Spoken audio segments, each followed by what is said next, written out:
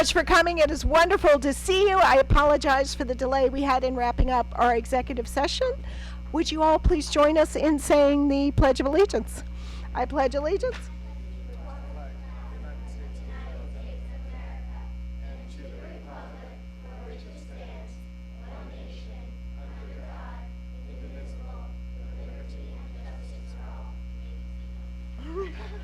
You are exactly right. Thank you. Yes, yeah, give us a minute to take care of that. Yeah. Yes, and in reference to executive session, Betty, if you would kindly let the record reflect that the board convened executive session to consider discussions regarding the employment, promotion, demotion, dismissal, or removal of a particular person or persons and collective negotiations pursuant to Article 14 of the Civil Service Law. And that brings us to student recognition. Dr. Giarezza? Hello. Hi. How are you? Hi. Hello. Okay.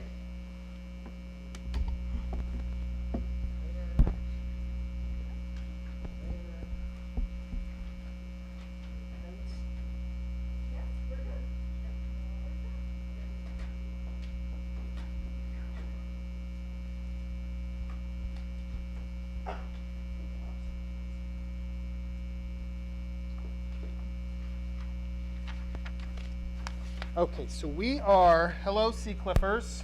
Hi. How are things on the cliff these days? They're good. I'm glad to hear it.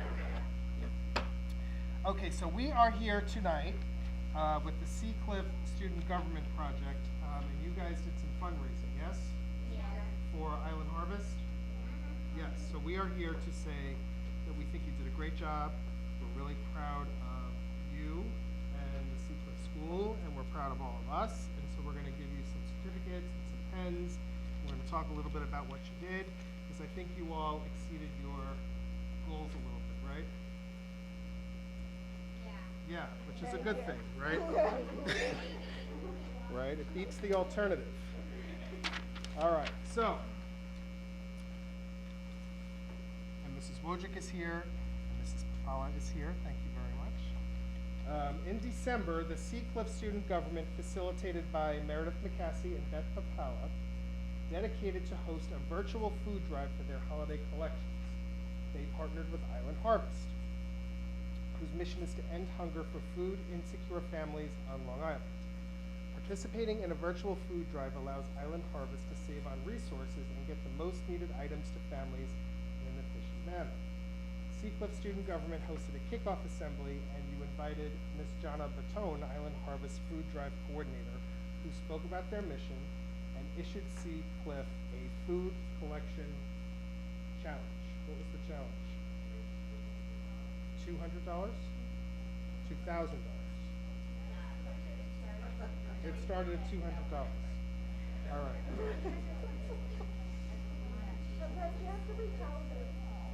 It's okay. So get this. You began the drive on December 5th with a goal to collect 2,000. I'm very confused. I think it was 200. Okay. I think that we issued the goal. All I know is you were charged with raising some number that maybe began with the number 2. Okay. And then at Sea Cliff, that's like a breeze for these kids because they're really intense. Naturally. Within 2 hours we get that. All right. Let's raise 2,000. Okay. So on the first day, that you guys raised $1,034. Okay, which is doesn't even have a 2 in it. And within a week, you had collected $1,550. Also, still no 2 in it.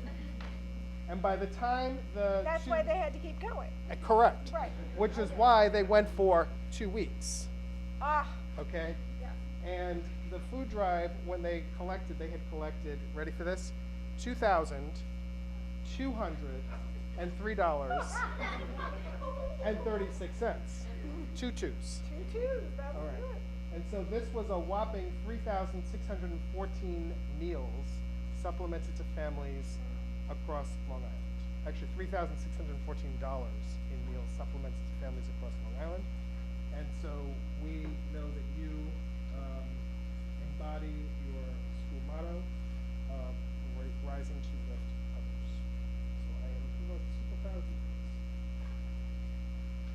It is impressive. I can't say no. Okay. It's a really, really wonderful achievement.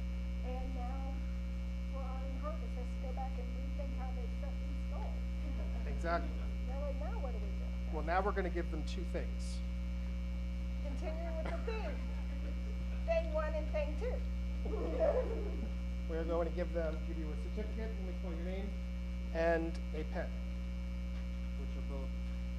It is a North Shore pen. Okay. And so I would like to have Mrs. Wojcik and Ms. Kapala come on up and join us, please. And so when we give you your certificate and we give you your pen and you have your two things, right, you should stay here because we'll probably take at least 2 photos. And then, Okay. yes. All Each right. of your parents will each take two. And so on and so forth. Chloe Brady.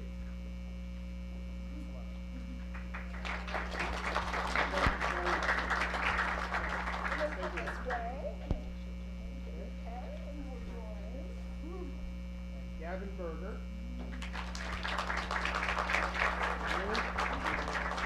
Thank you, Heather. Maggie Collier.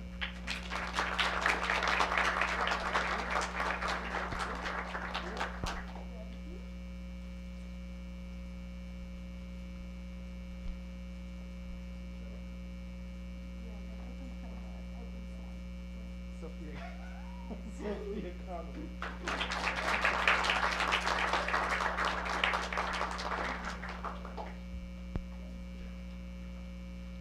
Ty Pickle.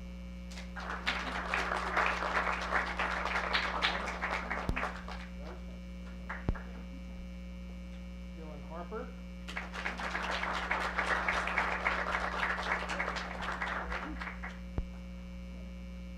Josie Hecker.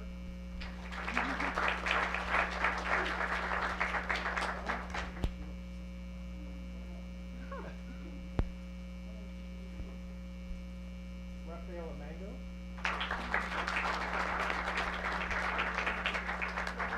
You. You. Thank you. Kira Matthews.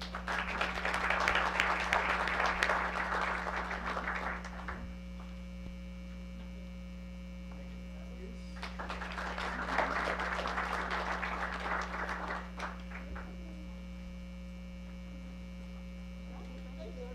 Oh my Wesley goodness, Peterson.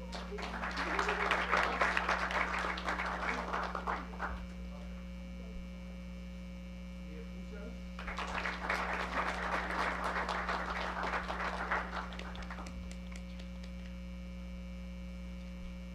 Wet Pool.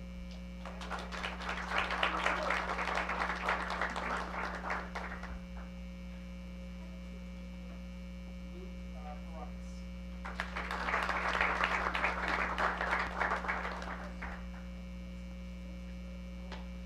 Hannah Reed.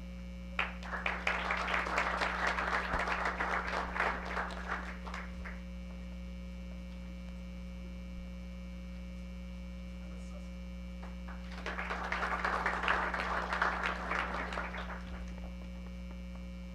Noah Johnson.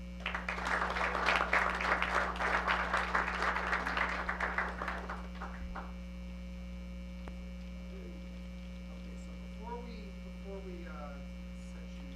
And we got everyone? Yes. All right, so I just want to say that sometimes when, this is really important work that you all do, right? Because sometimes when we live in a place that is well-resourced and we have lots of great things around us and, food on the table all the time and really nice clothes to wear, it's really important to be thinking about all those other people who may not. And so I think it's really important as you go through the rest of your life to think about what can I do to help others make the world a better place and listen, you're well on your way. I'm really proud of you. This is a really terrific thing that you set out to do. And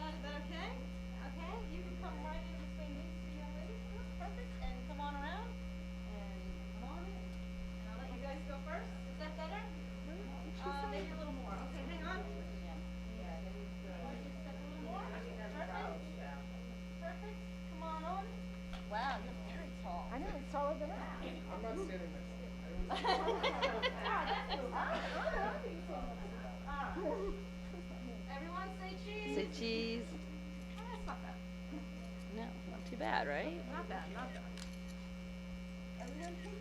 Smile. Take the pictures, just let the pro. Perfect. Me, go. Thank you, everyone. Good job. Thank you, guys. It's great to see you.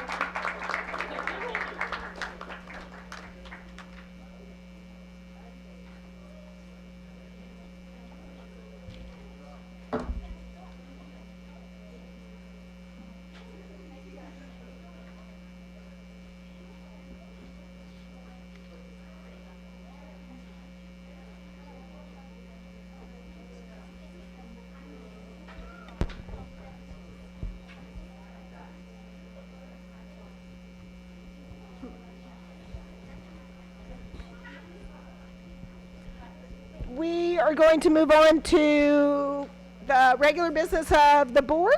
You are more than welcome to stay and hear our budget discussion. I'm being completely sincere. We're going to have an interesting discussion of the budget.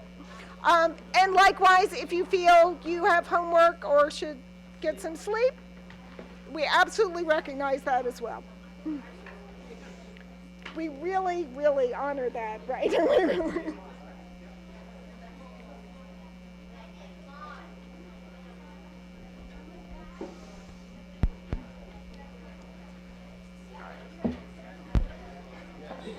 Everybody? Trustees, we're going to move on to the approval of the minutes. You guys okay? Yep. Everybody good? Where's everybody going?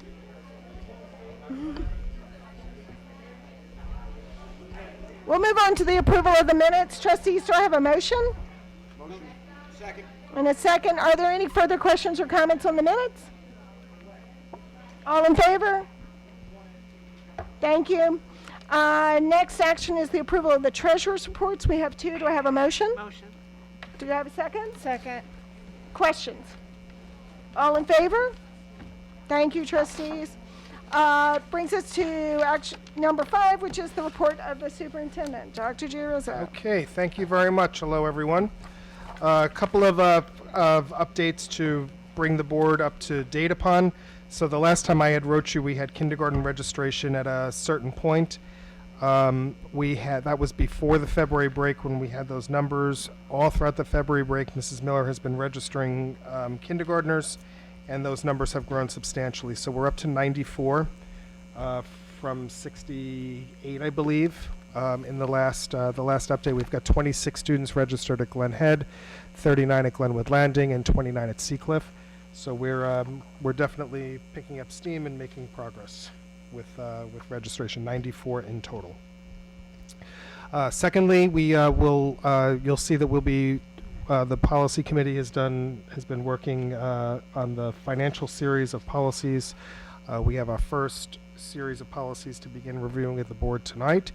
As far as the tutoring policy goes, we have done some initial conversations based on the feedback that the board gave us at our last meeting, and the policy committee is in the process of getting answers to research questions that we developed together, and we'll be reviewing the answers to those questions in March, and prepared to come back to the board with some more recommendations for how to move forward.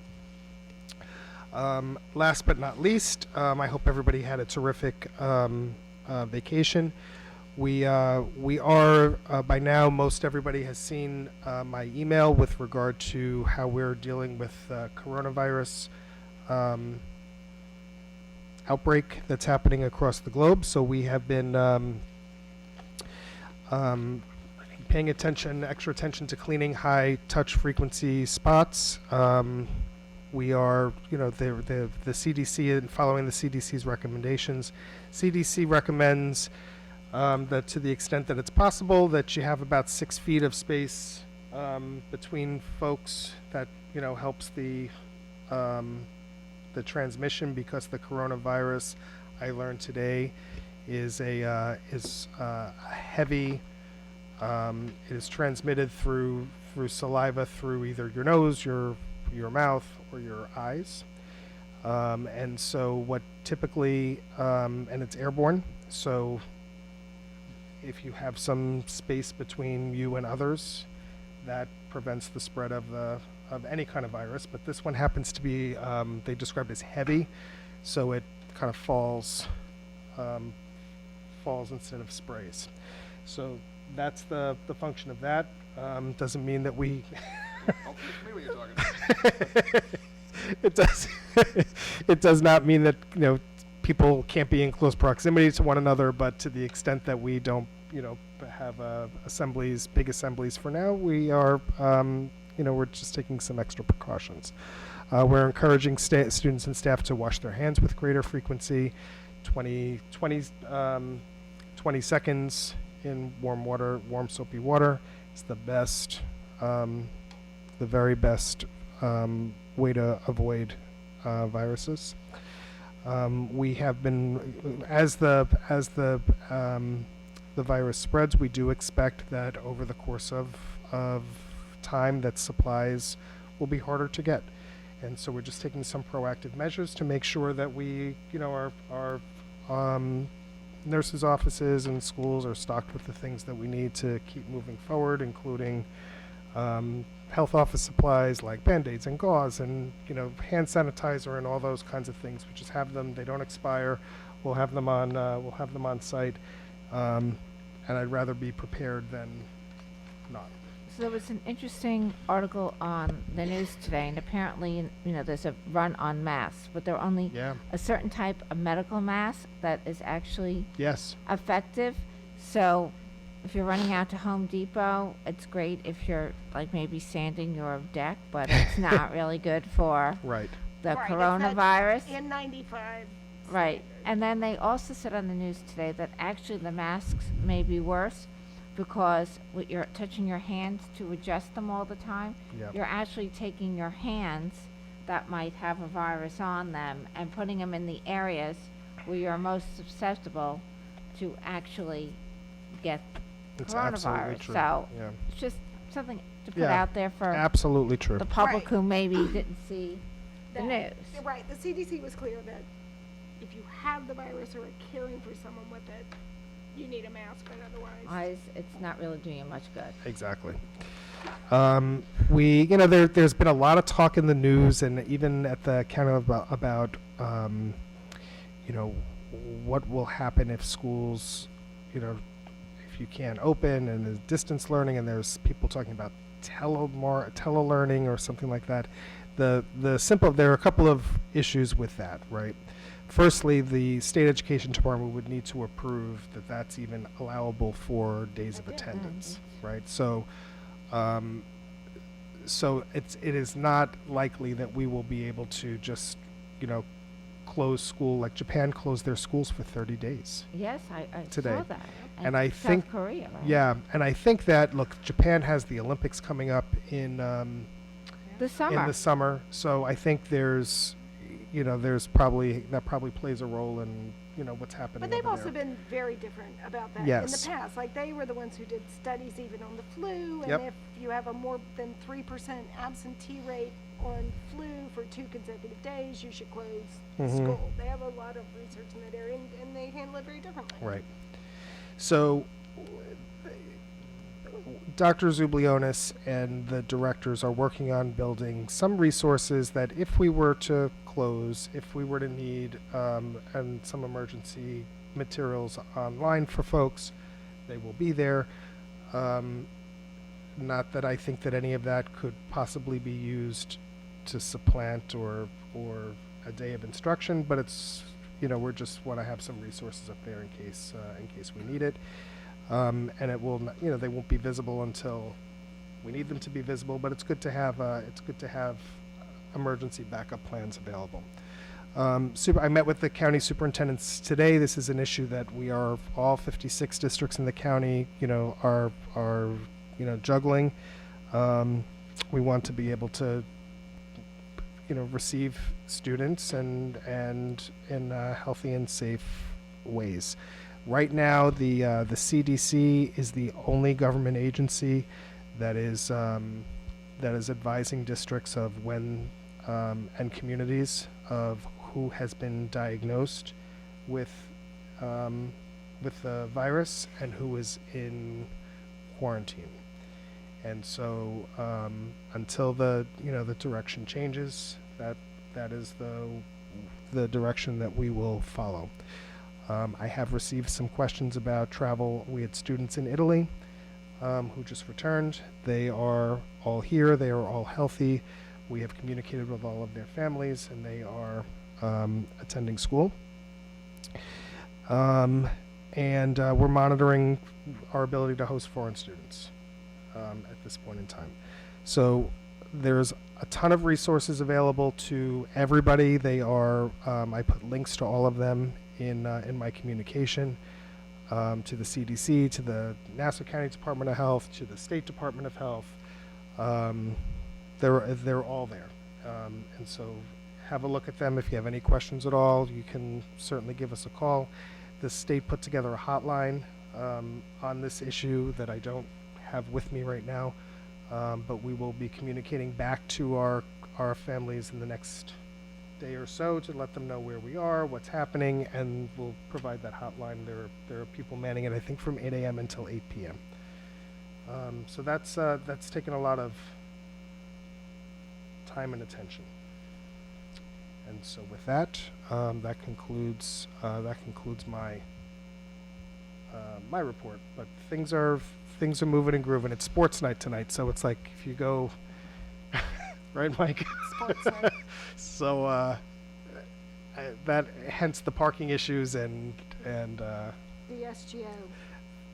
the lack of representatives. SGO and the very happy seniors that you might see all about the place. So Did the county address further, so the county obviously had a press conference in which they said they were monitoring 83 people. Did they address at all what that means, to be monitoring them? Because you're saying no, they're not. So there are, hold on.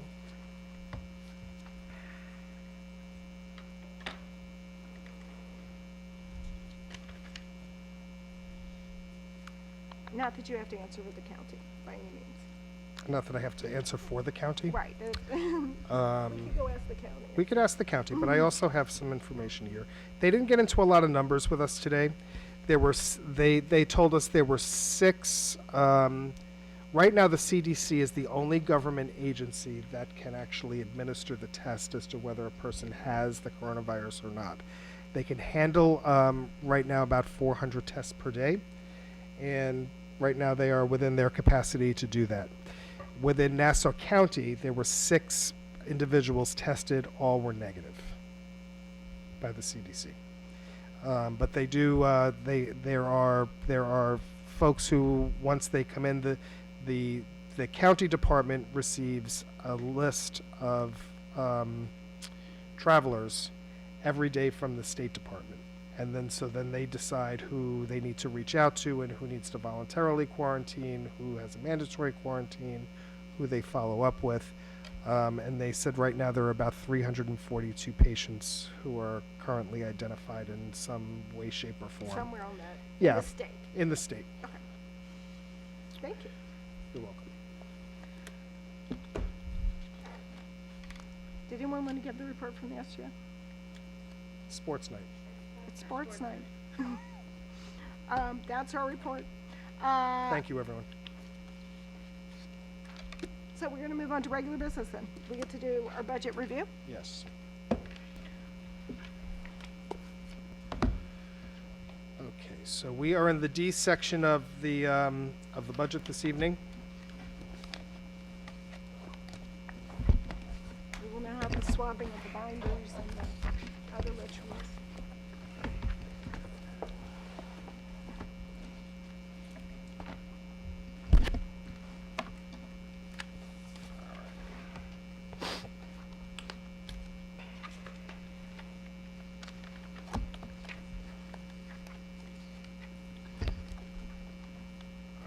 Now, so I also wanted to, before we get there, I wanted to talk with the board about follow-up from our last meeting. So at our last meeting, the board had spoken to us about the extent to which we could take a look at our use of reserves and reduce that amount in a corresponding way to expenses. And so we did all of that work. In the meantime, we also had 2 special ed positions that cropped up that needed to be backfilled. So we were able to, initially we were able to get about a little over $600,000 in savings, but that got reduced to, Olivia, what was the exact number? 300 and...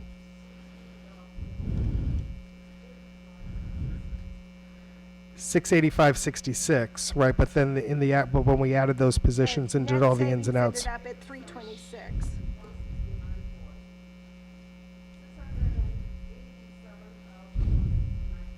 Those were the total cuts. Yeah. Right? why do you have that and I don't? Because I printed it out of the update you sent us, just this page, right? Yes. Cuts, All right. new positions, net. Exactly. Thank you very much. So we cut 687,169. Then we had to add back 360,000 in staffing, and so the net savings were $326,000. So where we are based on the cuts which the board has, they are on the blue sheets that we gave you.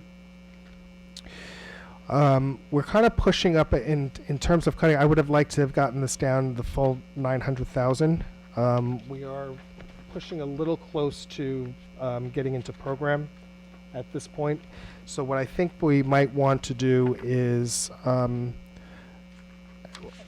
have a look at how staffing comes together, particularly in high school coursework, because we've proposed a whole bunch of we proposed classes that may or may not run.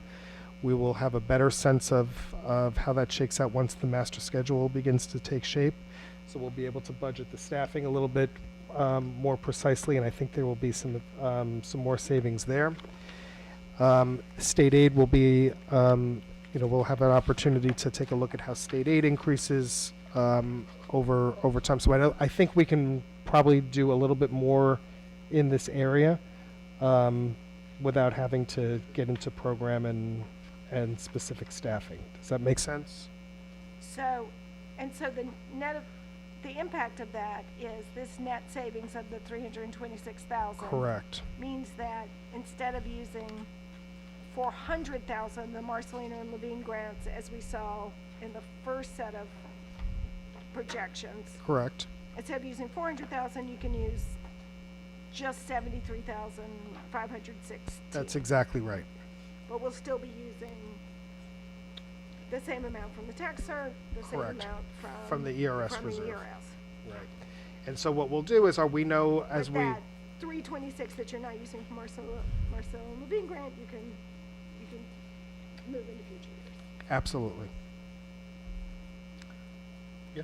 Yes? I mean, the context was that we see potential problems ahead with the LIPA settlement, Yes. and that the goal was to save reserves for when that hit, but knowing that it could be on the verge, we want to really try to cut that as close to the bone without hitting program. So I want to reiterate what you said. The 326 net savings from version A of the budget is as close as you feel comfortable we can go without touching program at this point. Correct. But there may be opportunities without touching programs as the cone of uncertainty becomes closer. Absolutely. Okay, so we'll keep our eyes. So more to follow. Thank you, and thank you for looking at that. You're welcome. As we Thank requested. you. And Olivia and Chris were really helpful in this, instrumental, more Thank than you. helpful. Anything that I missed? Ms. Bawatsi. All right, thank you very much. Okay, so let's move to section D, where this evening we start with regular instruction, and that begins on D20.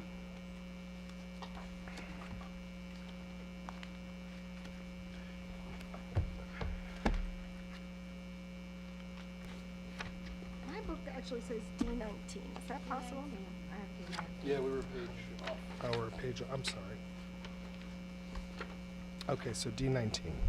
So as you look at, if you have the blue sheets, you could see, you'll put these in your book later, but you'll see the modifications that we made from the last meeting are on the blue sheets and also highlighted, so you'll be able to track them better. Okay. Okay? All right, so what we have on the, I'm sorry. I'm just wondering to what extent we need to reference the blue sheets while we're doing this. So there are some, D19 does exist in the blue. Yes, I can call them out, Okay. for sure. All right, so what we have in, on D19 and are the salaries for our teachers. So you'll see at the top, that's our K-5 teachers at Glenhead, Glenwood Landing, Seacliff, district teachers that work district-wide. Middle school teacher salaries underneath that, and then you'll see in the description what the additions are. So at the elementary level, you'll see there's, for Glenhead, there's a safety position that we talked about for the grade 1. The new math support positions are outlined. A new E&L position, the reading and reading intervention position at the middle school, the .1 addition for the dance elective, I apologize, and then at the high school, the increases in Mandarin and dance and the music elective. So those are all of our, those are big numbers. Those are all of our salaries. We have monies for home teaching that come up from time to time. These are students who become ill or get home placed for any number of reasons. These are general ed students, and that's money to fund that. Our staff development money is there. We did make a change there and brought that down by another $25,000 this past week. So that is now at $171,000. It was at 200. Excuse me, Peter. Yes. Should we wait till you're done with the section to ask questions, or as you're hitting it? What do you think, Sarah? I can do it either way. I say, once you reference it specifically, it's fair game. Okay, so go for it. Okay. On the high school teacher salary line, Yes. there, even though we're adding a 0.8 what amounts to 0.8, there's a decline of 184,000 on that line. I'm wondering, is there a reduction in staffing? There is not a reduction in staffing. I think it's related to. More has to do with the retirement from last year Okay. and replacing the teachers from last year, because last year the retired teachers were in the budget. So I was starting from below zero and moving up. I That's see. all. And just one, I don't know if you'd be able to answer this, but are there any courses or any classes that are co-seated? In other words, where you have two different courses that are taught during the same class period in the same classroom in any Yes. in any of the subject areas? Yes. So some of the IB and AP classes are co-seated with one another. So for example, IB Bio is co-seated with AP Bio, and so the course is taught as the course is taught, and then students are prepared for both exams at the end of the year. But that, outside of that, there might be, I'd have to double check, but there might be a language class that might be co-seated, right? So you might have two levels of, you might have, like, for example, French 4 and, right, you might have them together. So is that working out? I mean, has there been feedback from teachers on how that's working out? Go ahead, Chris. In the sciences, it's usually part of a 2-year sequence, so it works out where, so with the HL and the SL, in 1 year they focus more on prepping for the AP test, and the second year they focus more on the IB assessments. We are seeing a trend that AP scores in those co-seated courses are actually going up because they reinforce one another in that approach. but I can give you, after the achievement reports, that was something that actually came out of that and trying to do a more detailed analysis, so I can do that. Okay. Also And HODA. HODA. is, right. Yep. Is that actually listed as a AP? The, I'd have to look at how it's listed in the Yeah. catalog, but those students do take the AP US History exam. Yeah. That's was new, Tim, because when Mikey was the first year that did the HODA for IB, and they did not take the AP exam, Right. whereas the bio, the IB bio was really taught like an AP class the first year, and they all took the AP exam, and they were required to take it. I don't know that they're required to take the AP American History exam and HODA. I don't think they are. No, they can, so But they there's, can, They can, right? yeah. But they're not required like they are. They're required to take the AP exam in biology. no, they're not. Yeah, they are. Not by the district. They were required by the district. The AP, the class is a IB class. In year one. Two-year thing, so Right. the IB doesn't come in account. They were required. Okay. I don't, maybe that's changed, but Okay. the year that Mikey took it, they were required. Okay. Nancy Cunningham absolutely required Okay. to take the AP exam. Yeah, I think it's a situation where most students take it. I mean, they're you know. prepared for it anyway. Yeah. There's no downside. I mean, but I believe the requirement was then, Right, so we fund the, setting aside, all of that. So let me answer the Tim's budget question side. first, right? So, and then I'm gonna get to the other one. So, yes, we have been talking with the teachers, and yes, the feedback has been positive, by way of the co-seating, right? So they are feeling like, they can teach the course in the way that they need to teach the course, and then at the end of the year, they are making some tweaks and adjustments by way of the terminal assessment, right? So that is going well. Where I don't have the specific courses, on with me tonight, but if it is not working well, we would run them separately. so Right. with the foreign language, you said that are they different levels that are co-seated? SL and HL, yes. Yes. It's just SL and HL, that's, okay. Yep.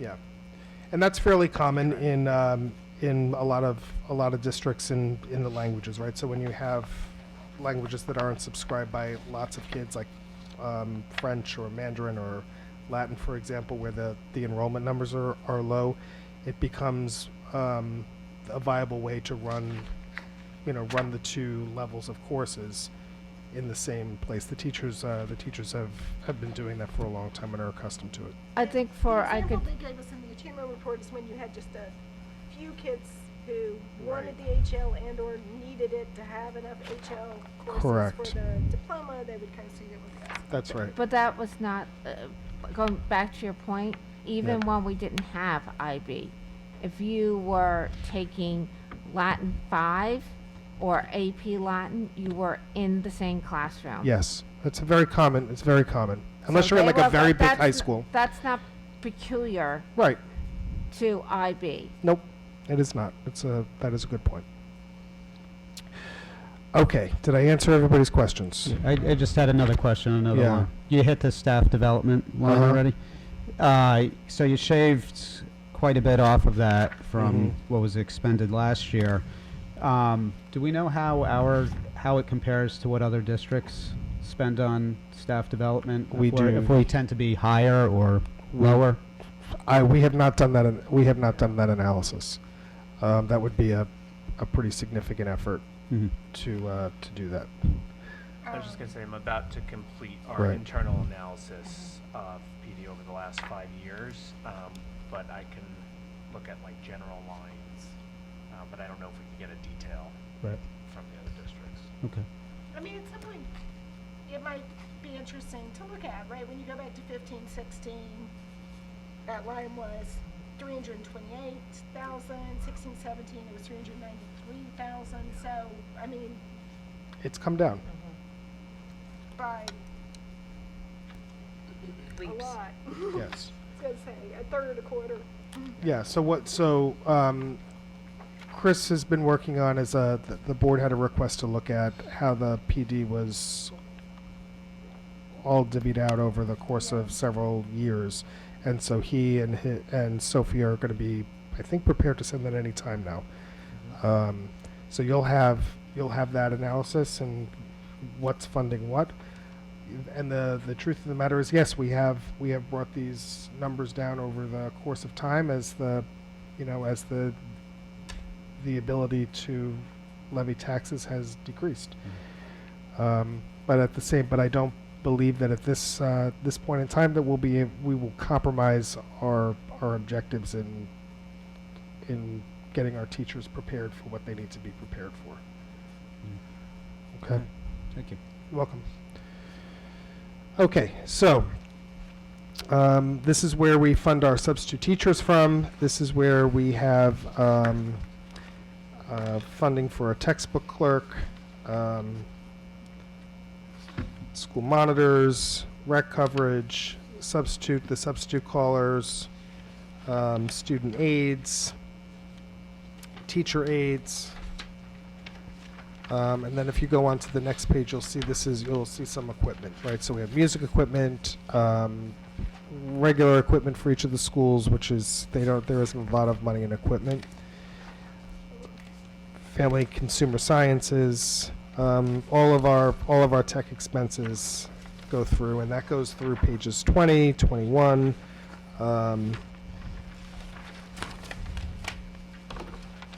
22.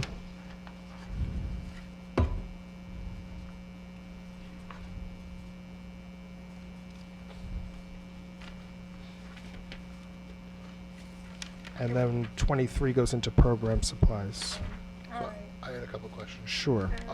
On page 21, there's a new line for ENL counseling services. Yes. I know we had recently, or at least in the last year, subscribed to sort of the call-in service, so to speak, to help us with interfacing with our ENL population in the community. Yes.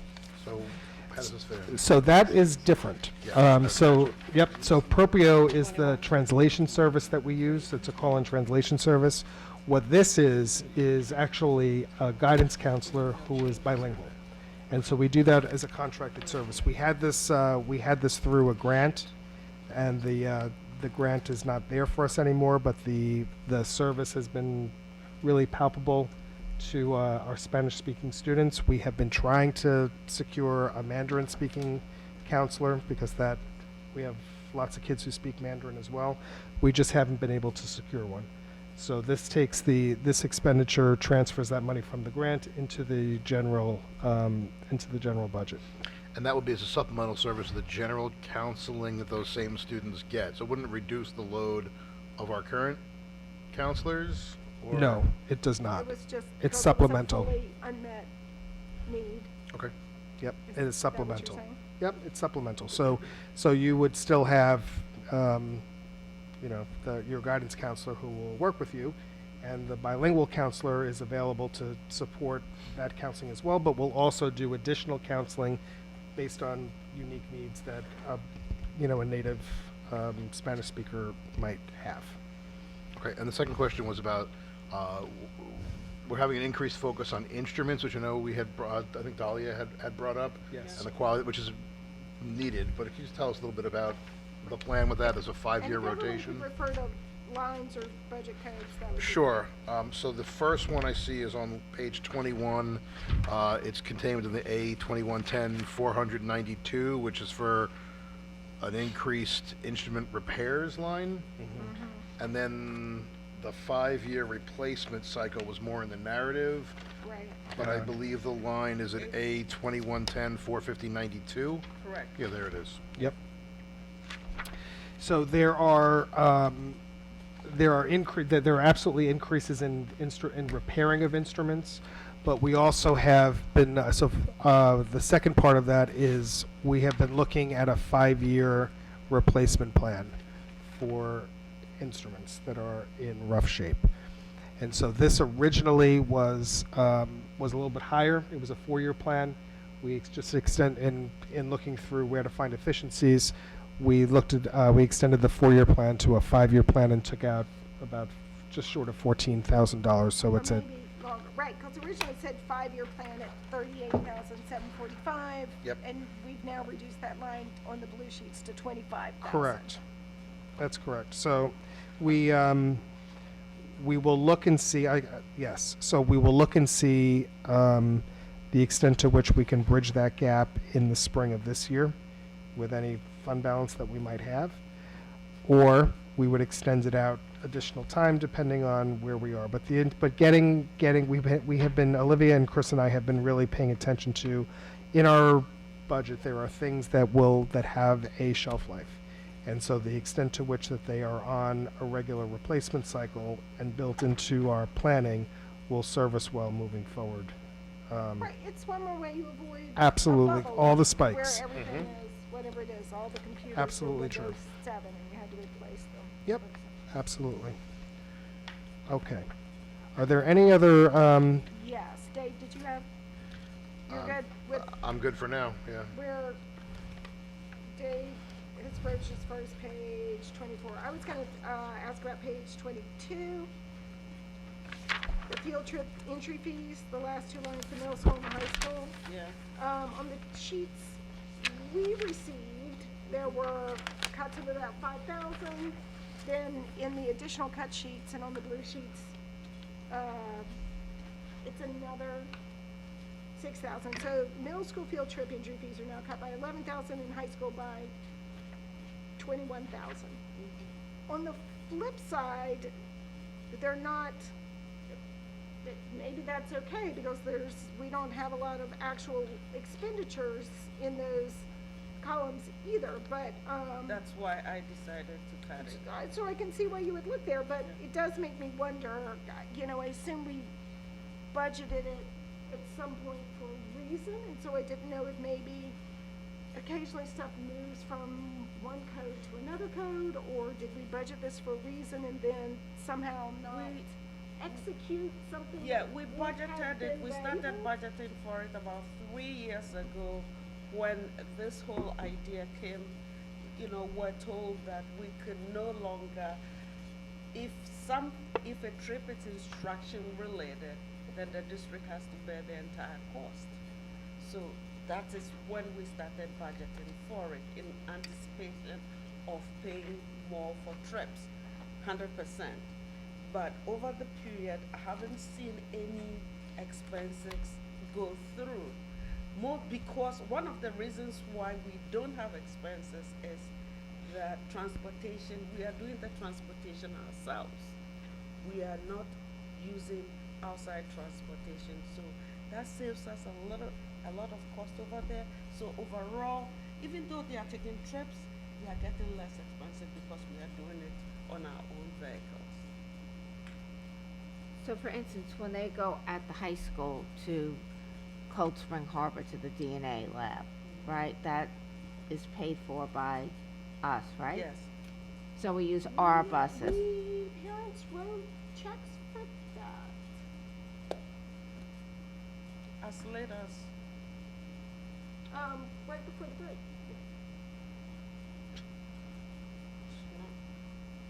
we I can will follow, check into we'll that. look into that. Which, I'm not, I don't remember writing a check for that one, but I could have. maybe it didn't, That was a long time ago, things evolve. 5 years ago, so. Right, I've there are forgotten. some trips that are required components of the curriculum that we want everybody to go to, and some of them that are supplemental. Maybe they're not, right. Right. it's- There are. Exactly, there's a range of them, right? That would make me question now, if it's part of the IB curriculum, why are parents writing checks for it? Well, let us find out what's going on there, because it is, if the students paid, then it was not a required part of the curriculum. And my point was not that so much as, No, it was just my I don't want the example. students to miss, we're pro field trips, right? I think we would rather this money be used than we cut it because it's not being used. I don't Absolutely. want to speak for everybody, but Depends on what the trip is. yes. a DNA lab. This is the gate receipt and registration some of them, they don't pay a lot for it. It's in two places. Here is for just the kids, and if they need them to pay registration and all that, then we pay from here. Otherwise, it's transportation.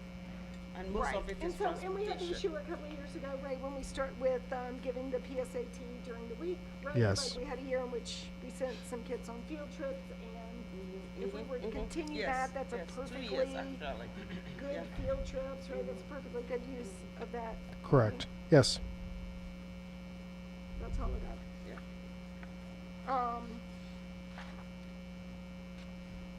So yeah, there could easily be confusion there.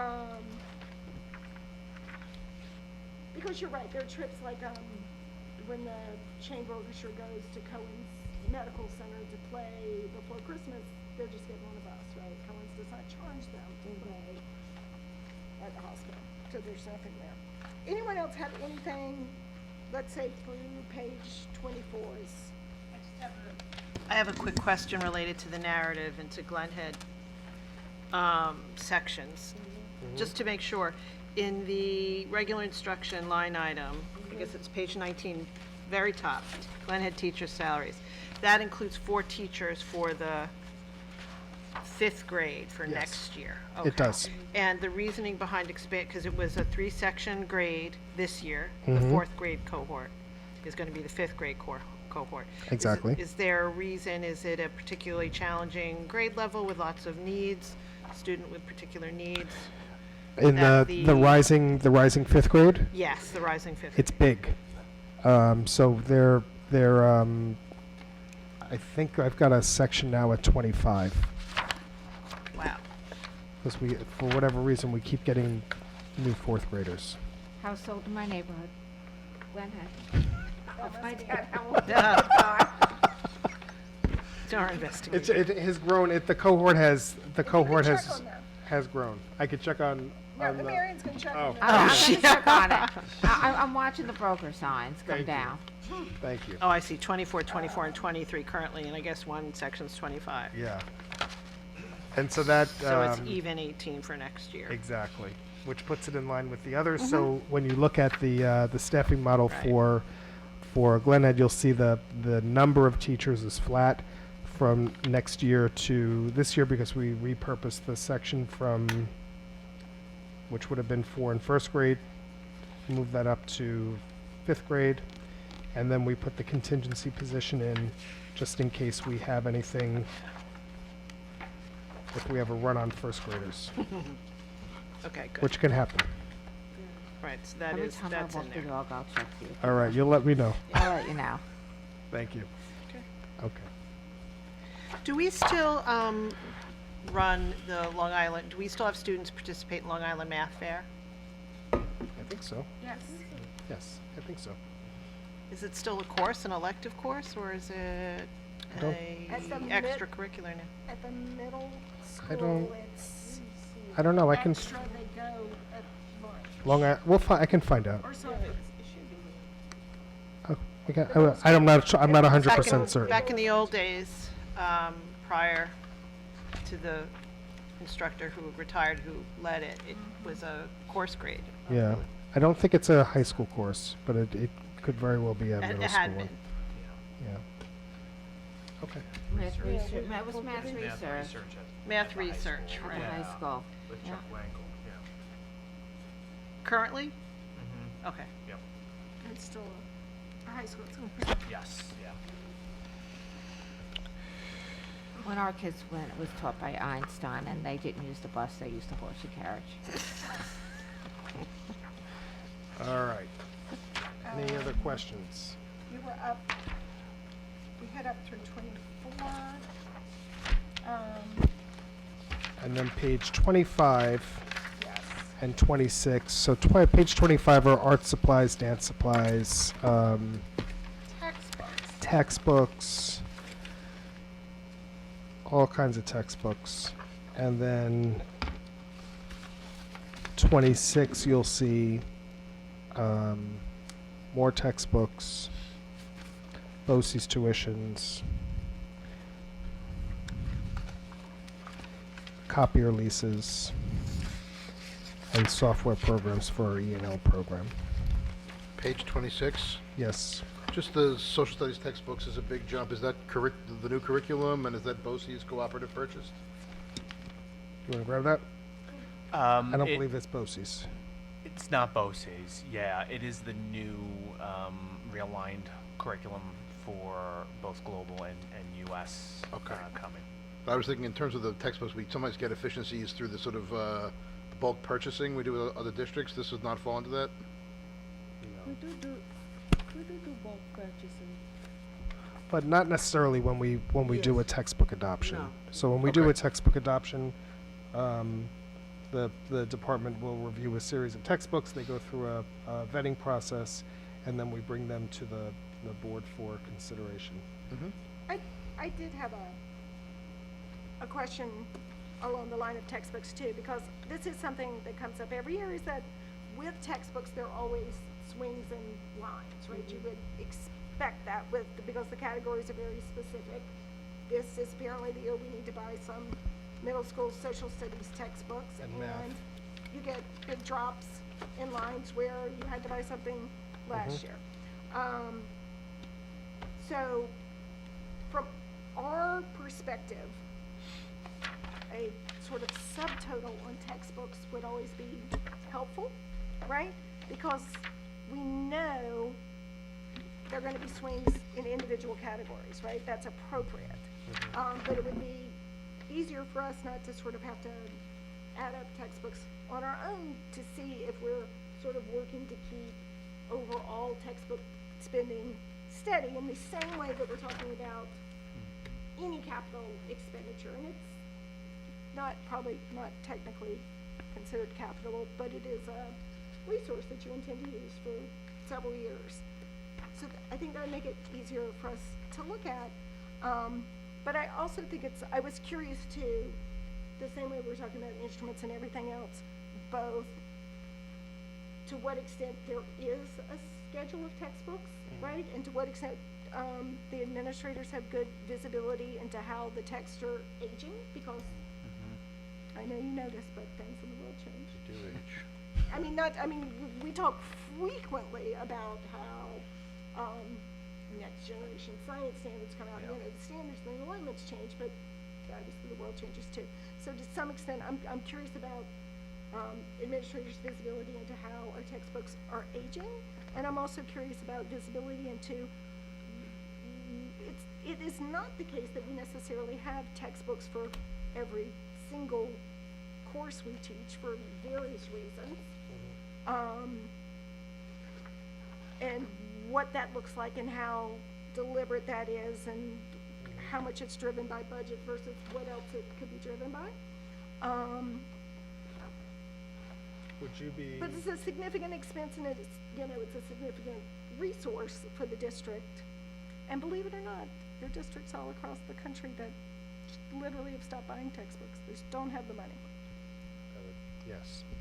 And it's depressing. So, we're fortunate it's an important resource, and we have no 10,000-foot view on textbooks at all as a board. No. You- So You might. So, we do. tell us. So,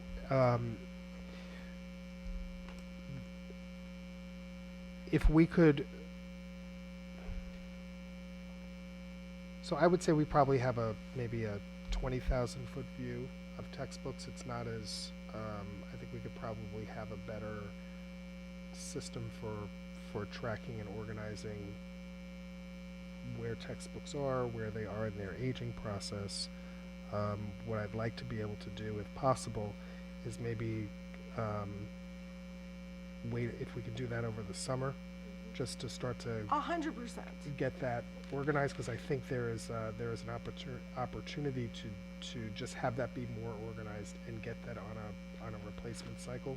Sometimes things get ahead of us. Sometimes things sneak up on us. So we may say this textbook, we anticipate the life of this textbook to be 5 to 10 years, but then you get new standards. If you remember back, It can work. It can work the both. math textbooks were one after It the can work next both after ways. the You need next. something sooner or something can be Absolutely. fine, but Yep.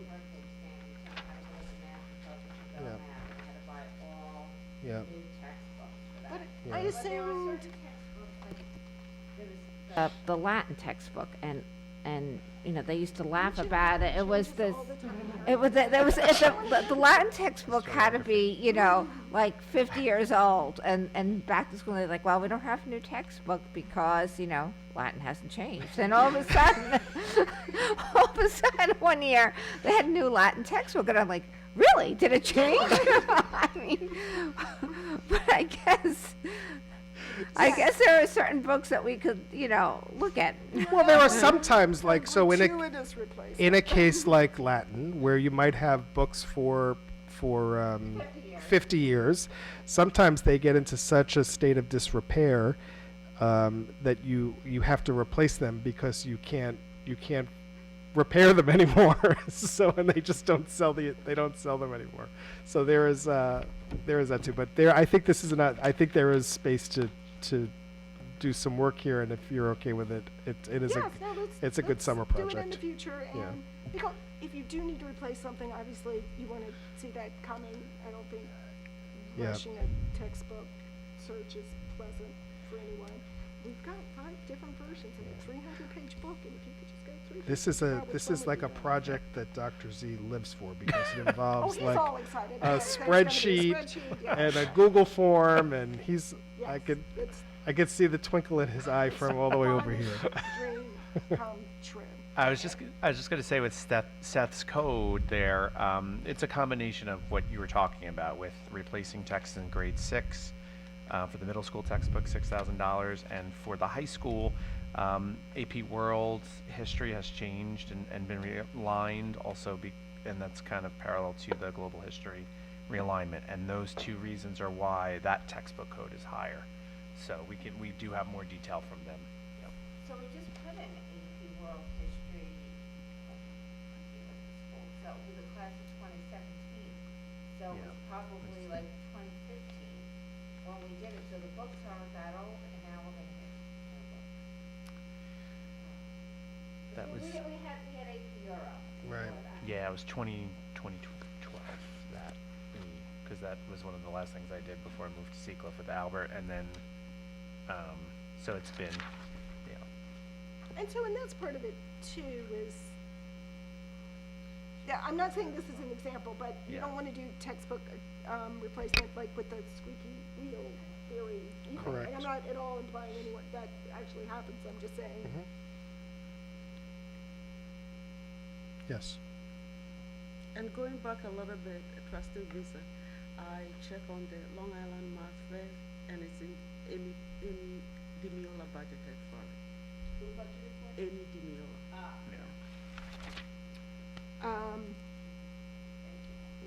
One thing on page 26 to call out is we are putting in implementing a system called My Learning Plan. My Learning Plan is a regional system to manage professional development coursework through BOCES, through outside sources. Ironically, we are I think the only district in the entire county who doesn't use it. And I was so so surprised it was that expensive though. You had mentioned that everyone Yeah, uses it, and then everybody- I'm like, it's $20,000. it's $12,000. So we cut it by, go to your, I'm sorry, go to your blue sheet. It's blue. 26. Oh, look, it magically got cheaper. Well, that's better.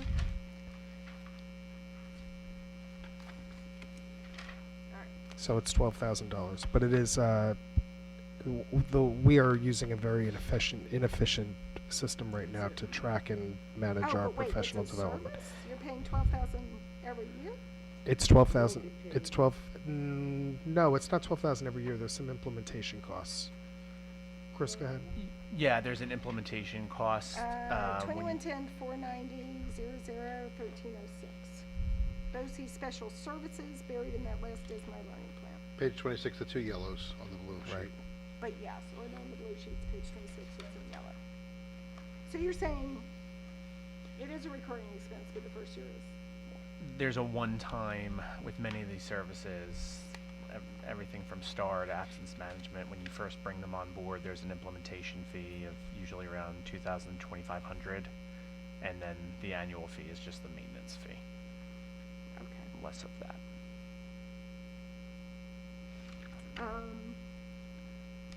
I have one more thing, but does anyone else have anything on 25 and 26? I was also, the other thing that I find complex about this section is on the bottom of 25, those last two lines, where you're looking at specifically like the middle school English textbooks, high school English textbooks, well, the elementary ones too. And we've talked about this in years past, is that there's, this interplay between the classroom library books, which I think are in these lines on page 25, from what I can tell from the narrative, but I could be wrong, and the library lines. Like, if we want to have a general conversation about putting books in kids' hands that are, books you just read, right? They're not actually textbooks, right? They're what we call books.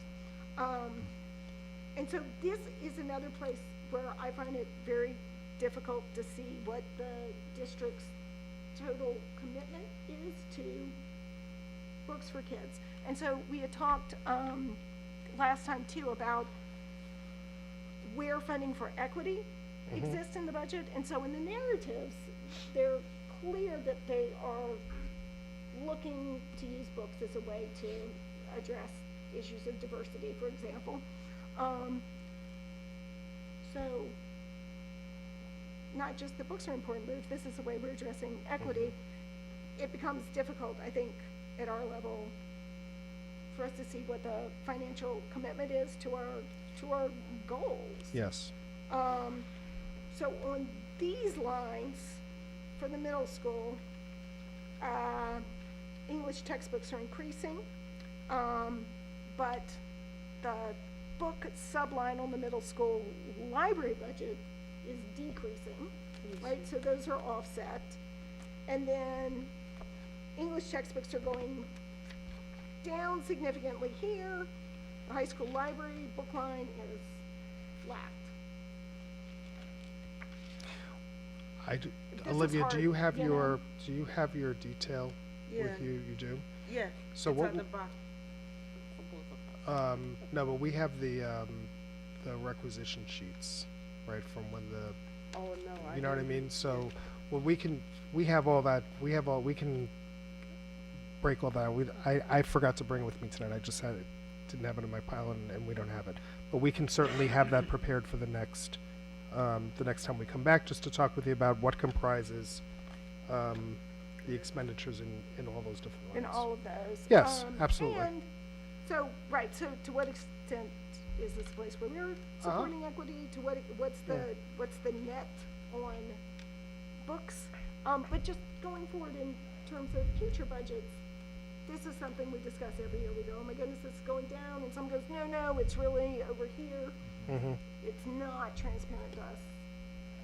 I think they also, on the English and the social studies books, when they put in the IB program, the text that they were using, so the text that they were using for AP Lit were different than the text that they were using for IB.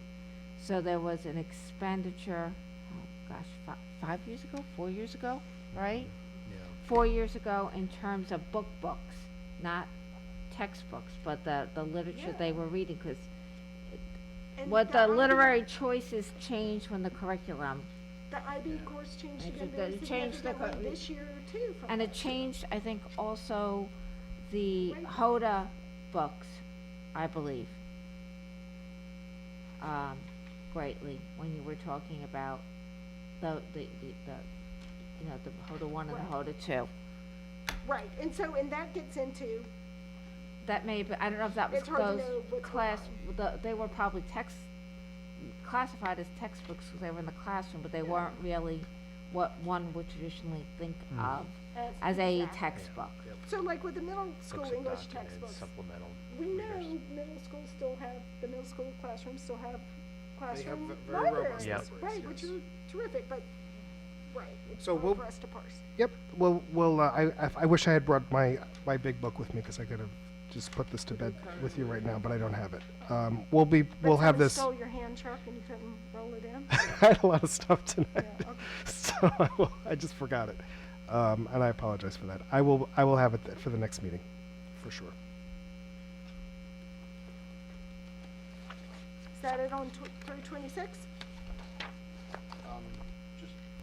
In the front of the narratives, we have the summary page of staffing personnel changes. Yes. Since you made some changes, we can get a blue sheet on that.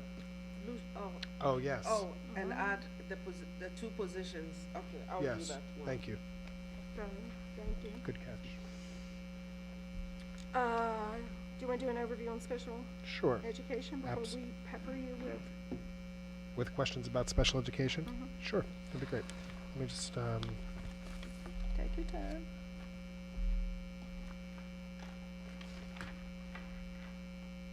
okay, so if we turn to page D27, which is where the special education department starts their budget. This is pages 27, 28, and 29. And so these budgets are support all of our special needs students. It is altogether about $13 million worth of expenses. And so I will start on page 27. And what you have there are additional staff development monies for our special education staff, the special education teachers. You will so that the new positions are added there in 2250, 150, 2161 to accommodate the full expansion of ICT into grades 4 and 5.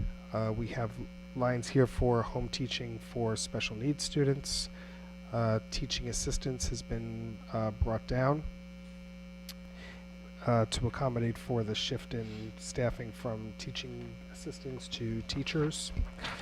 This is where we fund our teacher aides. This is where we fund our nurse chaperones, our equipment, all of our therapies, supplies, software, any requests for impartial hearings. Whenever we have, so if you look down at 2250, 419.90, that's 20% maintenance. That's what we pay on residential placements, special ed private schools. And then if you go onto page 28, you will see, in addition to the supply lines, you will see the placements, and those are 17 students who are placed privately by the CSC that we fund. Those are actual costs associated with their placements by student. And then students who are placed in other public schools, you'll see costs for there. As we move down the page, you'll see more textbooks. And then on page 29, these are all tuitions for BOCES, students placed at BOCES. So I can take your questions. So when we're talking about teacher aides, Yes. are these teacher aides specifically for students with learning disabilities or special needs, or does this include students who may have an aid because of a peanut allergy? These are generally the aids that are on IEPs. Yes. IEPs. So, And that's the switch to the change you're making Those to are. the full-time special ed in those classrooms, or this is different? No, this is different. There are, so the way finish your question and then I can get to yours. Yeah, go ahead. Go ahead. so so these aids are specifically for IEPs, they're not for any kind of other issues such as an allergy or? It could be. You could be. It could be. Yeah, could no, be. it could be on the 504 plan. Yes. Okay, so I'm assuming that, every school has a nurse, right, who would have an EpiPen. And I'm assuming that we train our teachers on nut allergies, right? Yeah, every superintendent's conference day. we do they training. get trained Yeah. on them, right? So, there never used to be a one-on-one aid for a child with a nut allergy. And what grade levels do we do that? I mean, it seems to me that we definitely do K through 5. Do we do it after that? It depends on the specific situation, but it is rare at all, and even more rare at the secondary level. Usually when, even with diabetic students, when they move into the secondary level, that support tends to be pulled back.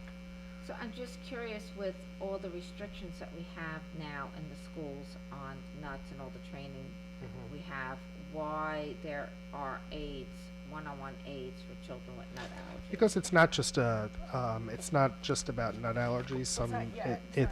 So the allergens, some of the allergens are gluten, some of them are dairy, some of them are nut, some of them are, they are a whole range of allergens. Highly sensitive contact Right. allergies where you can't tell that there's residue that the kid has touched. And when the kids are very young, when the symptoms starts, the kids aren't necessarily articulate enough or aware enough to be able to say, I'm wheezing, they might not notice that they've begun to break out in hives, and the response time So do is we have an critical age? for these hypersensitive kids.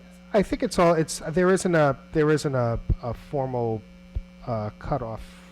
I think we have to look at every student and their specific needs and their awareness around significant issues. I would say once you start to get into the 3rd and 4th grade, and those kids start to be more independent about that. They start to become more aware. They also don't necessarily always want someone tied to them, right? Because there's that they want to manage that more independently.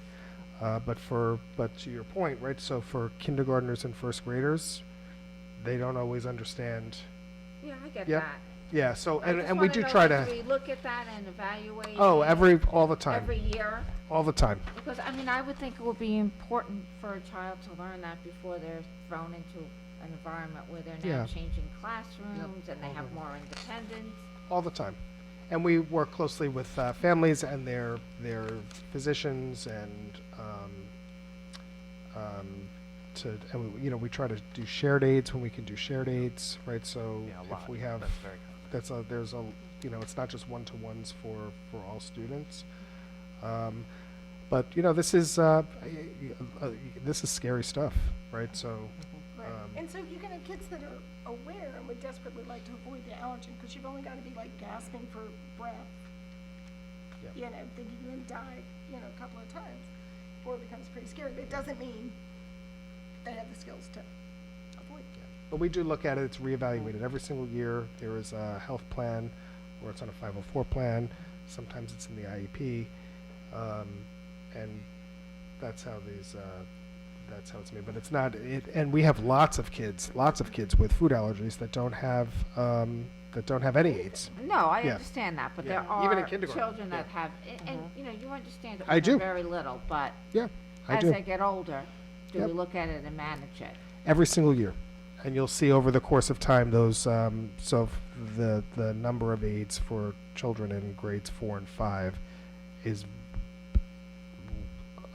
much, much smaller than the number of aids that you would see supporting primary students. And our life skills students here each have their own individual aid, correct? Not At always. the high school, Not always. not always? So the goal of one of the driving goals of the special ed program is to provide support, but to also with an eye towards independence. And so all of the programs are highly supportive, but they're not all one-to-one. So a life skills student could possibly share an aid with another life skills Absolutely. student based on their level of need. Absolutely. Yeah. And so the classes, our ILC classes, life skills classes, are staffed with a teacher, generally a teaching assistant, and then there is typically, one or two aides that are tied in. So as kids are moving about the building, people are working with different groups of kids, or one kid or another kid, or whatever. So those are, very, the staffing of those programs is tailored to the students that are in there, but there is a base ratio that exists for the class, right? So whether it's a 12 students, one teacher, one TA, or 6 students, one teacher, one TA, or anything on that range, but then there are additional supports based on specific student needs and whatever. They range from across a continuum. They make trips into the community as well. The bus shows up to Holiday Farms and there they are. Yes. Peter, this list on page 29. Can you just give us, obviously, this is based on individual students, but if you could just give us a sense of why there's such a variance in the kind of offerings we're subsidizing. So each of those placements are to a specific program. And so, for example, a program for autistic children would be a pretty heavily staffed program. And so that would likely cost more than a program for learning disabled kids. But some of these that are very low, Yes. that is a part-day supplement, that, what do you get? Are you looking like, yes. So those are, Olivia, those are, It would be an itinerant services. Okay. Okay, so, yes, partial day. gotcha.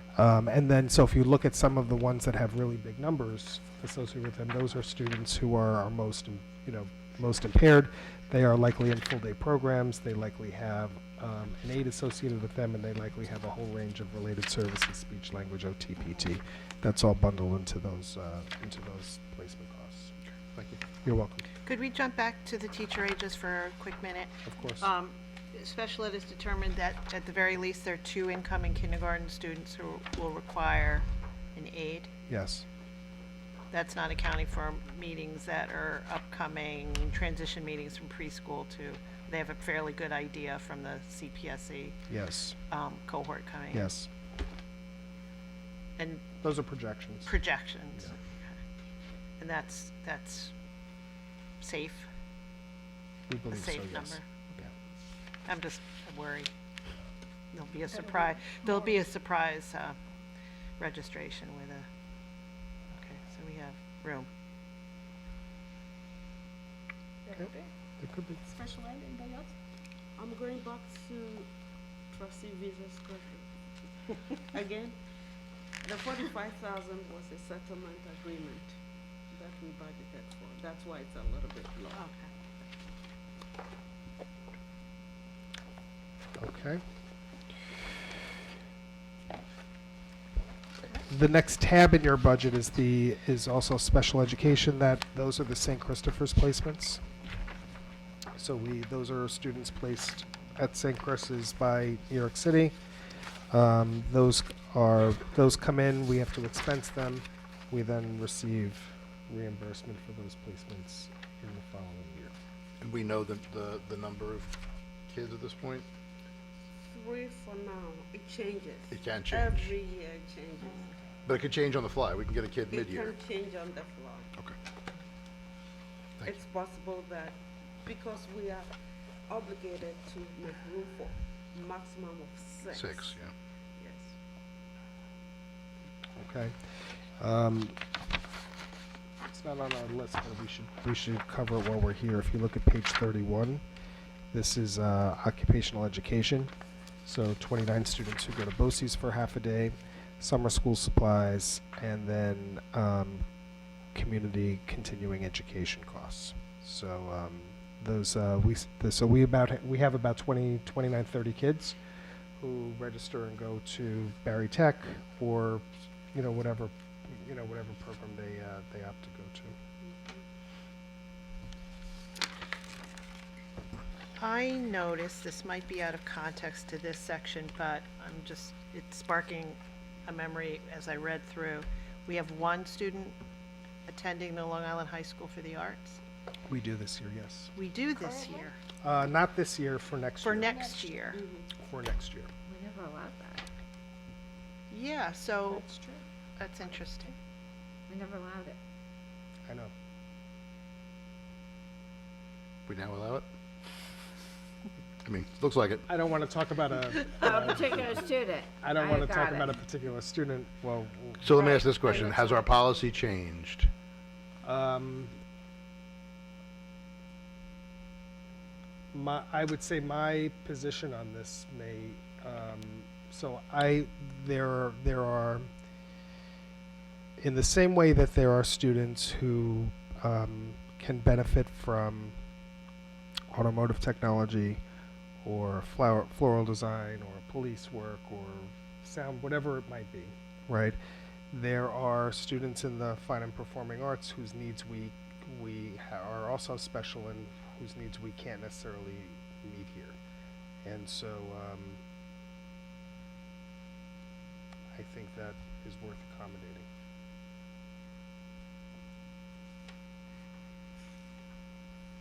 Do we have a process going forward for how do we decide? They work with, the students always work with their, in the same ways that they work with BOCES. They have to be juniors and seniors. They have to be, they have to show a particular talent or interest. And then we work closely with the families. It's a major commitment to make. They give up half their day to go and study theater. Or dance or whatever, but if we had the program here, we certainly wouldn't be sending students to Lisa for, vocal, but for a program where we can't meet their needs, I think it is appropriate to send them. So, we don't have to subscribe, we could do it on an individualized basis. Like BOCES, you have to opt into, you can't just decide to send your kids to BOCES, right? You have to participate in the BOCES program and have their budget as part of your budget. It's a COSER. It runs in the same. It's just a different COSER line. So there's an OCED COSER line for Barry Tech, and there's a different COSER line for Lisa. There's a different COSER line for special ed. That's exactly right.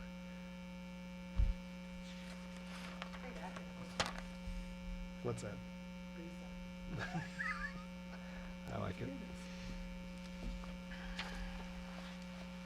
Page 31?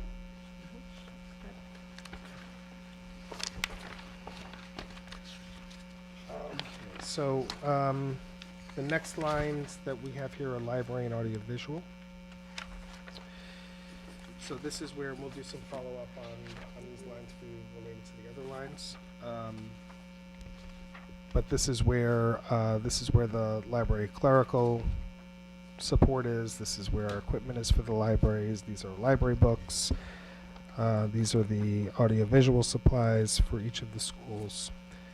And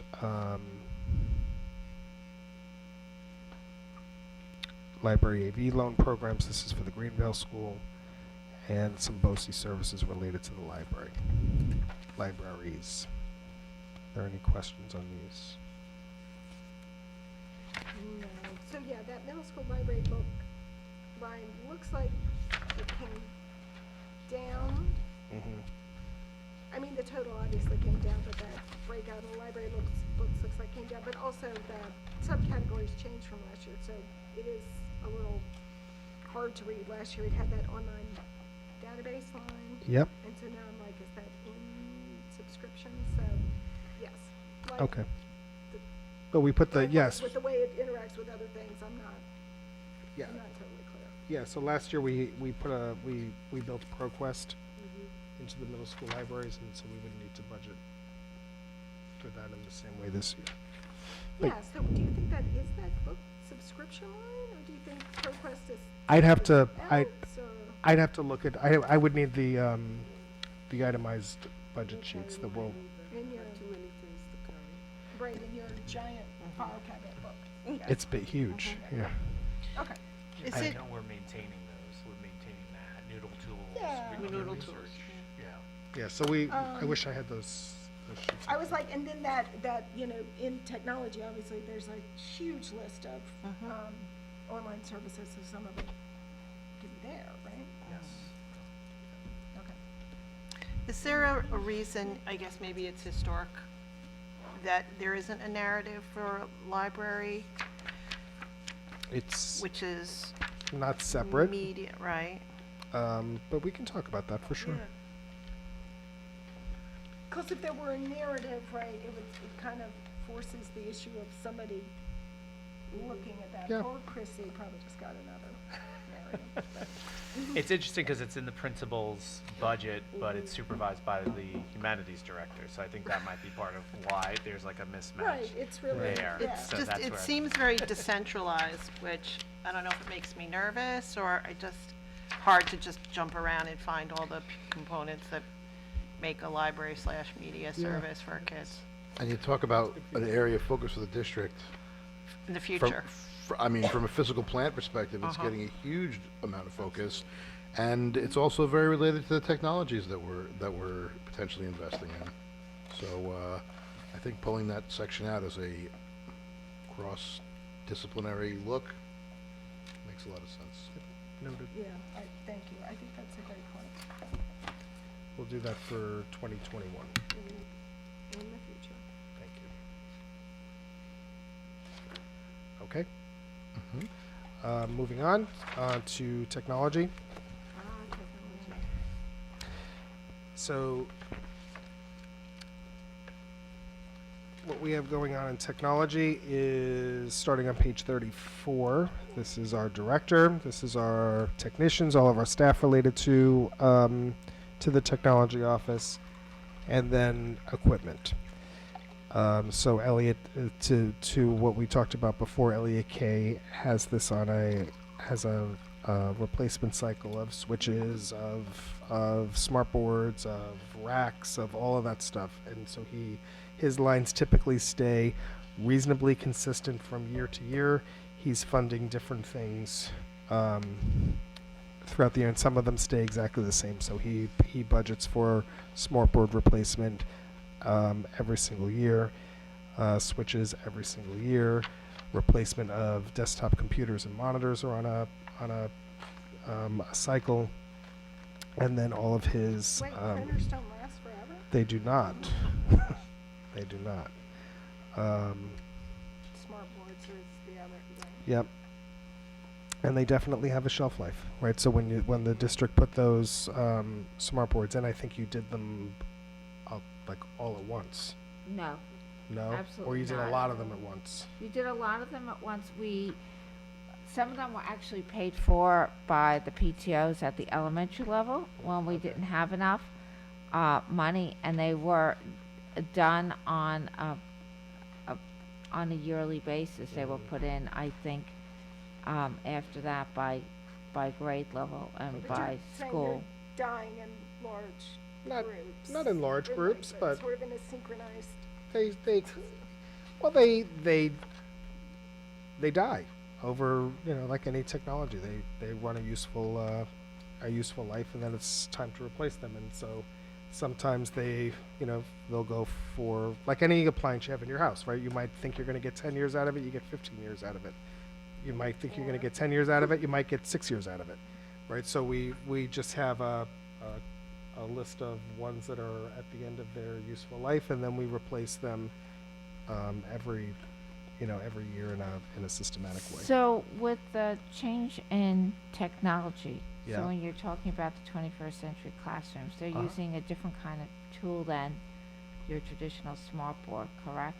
We're switching over to To the indirect, right? interactive. Yep. So to what extent does it pay for us to look at replacing smart boards with smart boards rather than replacing smart boards with the new technology that we're putting in. Well, we are. So if you look and you'll see, that's exactly what we're doing.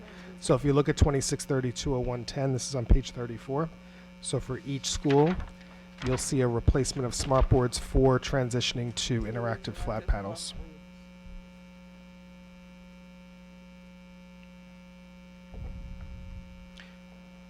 I just want to understand, does at the end of their useful life mean, using your analogy, they're expected to have a 10-year life, so now it's 10 years? Or does it mean we turn them on and they don't turn on?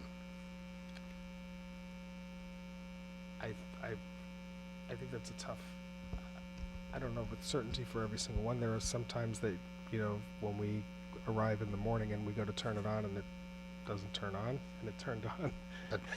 That sounds like over time to replace them. Yeah, but and it turned on the night before, and we, didn't know that was the case. And there are ones that we've been servicing that we know that are, problematic and coming along as best we can, and we are proactive about the replacement.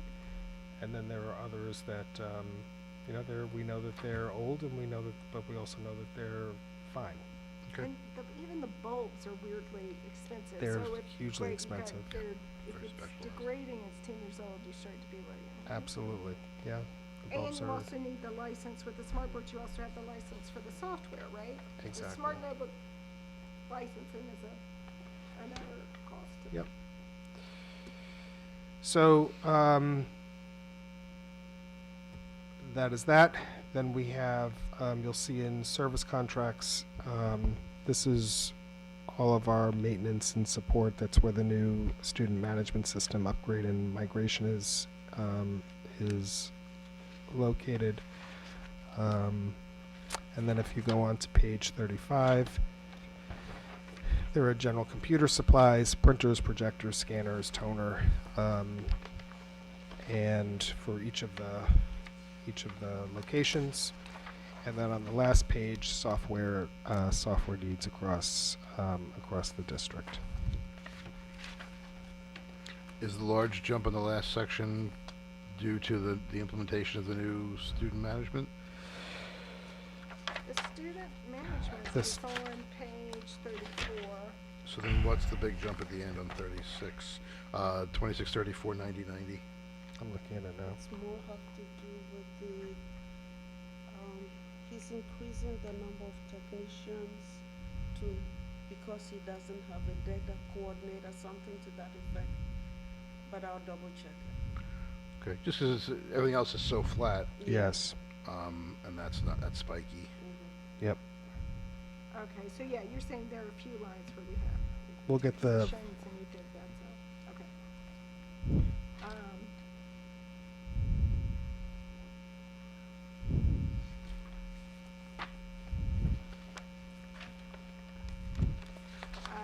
So we, on page 36, we have a lot of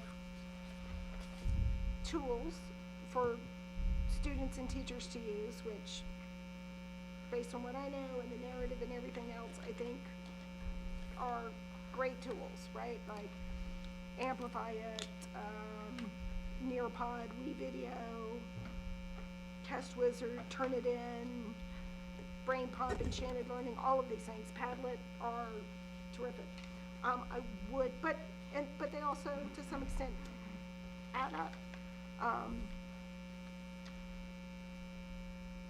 There's a lot of stuff in like Ed Week and stuff talking about like how to monitor the extent to which the tools are used, because if they're used, right, they're worth the money. And if for whatever reason we were wrong and people just don't actually use them for whatever reason, right, wrong or indifferent, we don't want to keep paying for them. So some system to determine that. And of course, I'm not saying every tool has to be used by everyone or by a lot of people immediately. Things can take time to be adopted and for people to get used to, but over the longer term, Okay. monitoring all those tools seems important. Christy Lieberman and I have been collaborating a lot more and looking at how we can expand your role into the other schools, and that could be something we could certainly work on and we could develop something more formal, to survey the teachers and their needs. How do we know? And I think what's tricky about it too is, you know, you can have projects where teachers are pointing out and offering several tools to students, right? And so which ones then actually end up being used Right. versus available as part of it. We're taking all questions on technology, 34 to 36. So, I think I'm gonna be very general in this comment, is, what I appreciated in the technology narrative was the description of a 3-year anticipated technology budget roadmap. It's very similar to the roadmap that you provide us in a very big, in a fiscal scale. So, and I'll use an example. Didn't we had a grant? Didn't we have a technology grant from Right, the, the so, smart bond. the smart bond. Money on the wiring. So where are we in that, in terms of, I think it was how many years, and each year we had to spend a certain amount, or It's 4 on years, certain I think. projects, right? So has that been expended, is that Yeah, But we're we close. We've expanded gotta it wrap up the on high the school. high school and I think Seacliff School. We just requested for the reimbursement because this project was done through BOCES. And we did it in phases. And when we finished the high school, that was 3 years ago, you have to do the project, submit the expenses, pay for it, and then and then request, get reimbursed? get reimbursed And from not everything DASNY. was paid by the bond, so you had to, there was a certain amount we got We had to reimbursed, commit but certain amount that we had money to to pay it also. for. Mhm. And I believe the total project, if my recollection is correct, was 4 years, right? Bond was 4 years? Oh, that The- $19 million bond? Yeah, it was about 4 years. Yeah. We just finished it, we are doing the final cost reports. Yeah. But it wasn't through the bond. We budgeted for some of the projects. That's what I'm saying, some of it was Yeah. budgeted and Yeah. some of it, so we expended more money than we're being reimbursed, Oh, yes, that's my definitely. point. Yes. There was yes. only a small portion, but if we didn't do it, we would've gotten nothing. Yeah, I think we are just getting about $415,000 out of a lot of. A lot of money. So I think what I'm asking, in a sense, is given the really grand, I think, plans that we have in the next 5 years, at the very least, with the bond, and 21st century classrooms, I think there'll really be technology, if not technology driven, but technology will be required to support those components of what we're planning, 5 and 10 years. Is there any way, I mean, he has a 3-year anticipated tech budget roadmap, can we assign some numbers to that, given the other context of what we're looking down the barrel at in terms of our revenue? Will we be able to do this? Will we be able to support this fiscally? And I'm sure that he has not included anything we do not need. Right. That is true. I think, here's what I would say about 5-year budgeting in the way that we budget. It becomes far less precise. Once you get past 2 or 3 years, it's Yep. really hard to forecast that out because there's so many variables related to school funding. And in technology. And, Yes. and In absolutely 2 in, years, something could and be absolutely in outmoded. technology. Mhm. So the infrastructure and that happens around the construction projects will be funded through the bond, right? The stuff or the hardware that gets that we use in those spaces that we would assume in the budget, Budget. because we don't want to bond that stuff No, over understood, yep. 15 years or 10 No. years, whatever it might No. be anyway. So, we could probably do some ruminations on what that's going to look like, but I'm not sure how precise it will be. Olivia, what do you think? Yeah, I think giving us a general roadmap would be a good idea, but the pricing would be I know. really. That might be scarier than. Yes. And that would be Thinking very, about very interesting. It's something that Mhm. I would like to know myself. Anything else on technology?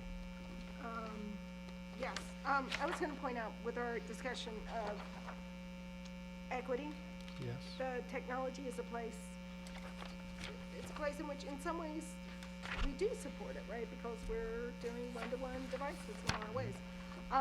But I also think it's probably, there may be more opportunity for that also. I don't know to what extent, we've thought about the extent to which people have equal broadband internet access when they are at home. Or, you know, what other obstacles exist with that. And if we talk about, God forbid, closing school for the coronavirus, or just being able to do your homework, right? If you take IB biology, then a couple of days ago you needed to watch a 50-minute video, right? That is a lot of time, it's a lot of data. And there are districts, obviously, that really have to deal with this issue, and there's some very good opportunities to do it. There are public schools whose library lends basically Wi-Fi hotspots to students, right, for several days at a time, and has a plan for dealing with that. And I think it also probably overlaps with equity issues over the summer, too, in some ways to do things for people. So I think this is a section we could look for some opportunities into. Other technology.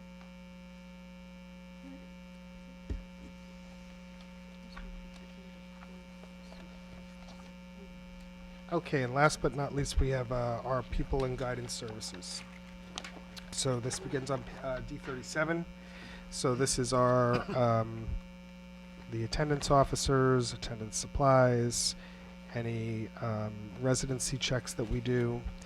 And then if you look on page 38, this is the a lot of personnel costs. So our counselors at the middle school, elementary, high school, funding for their summer work, stipends, the director's salary, clerical staff that supports the guidance office, and then memberships and services that they need to run the program there, including the PSAT. BOCES residency Yes. search, right? That looks like a new expense. What is that? Yes, we used to contract directly for that service. And last year, BOCES came to us with all new kinds of program, and one of this was a BOCES COSA for residency search. And we interviewed a couple of people, a couple of firms, and we find this one to be very interesting. So now we are doing it through BOCES COSA. Instead of doing it independently. And Correct. what exactly do they do? This is when we're used to. This is Basically hire when investigators we or feel something? Yes. somebody is not domiciled in the district, and we need to check that out. They do an extensive search on it. So, right, we used to have Yeah. a person, basically. Okay.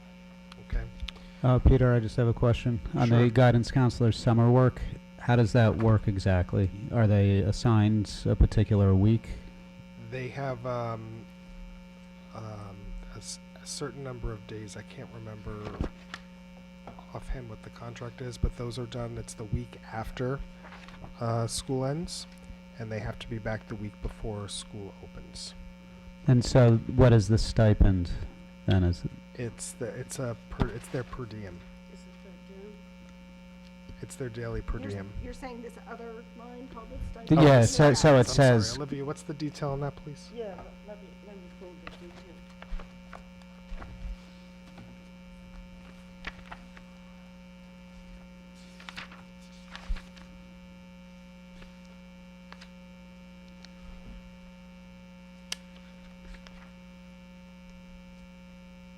Yes, it's a percentage of their salary. And the Summer work. so what is the difference between 150.90 10%. and 150.93? 90, Between the summer work and the stipend. it's all 150, 90, line 15093, the one right below it.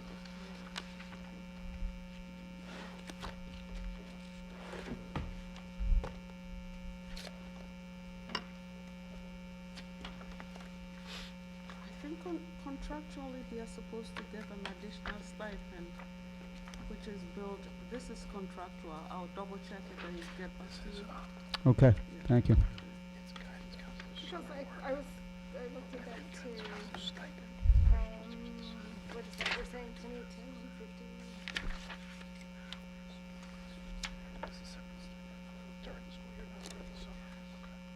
Because that doesn't, there's not, is that the one where there's not a long history on that line?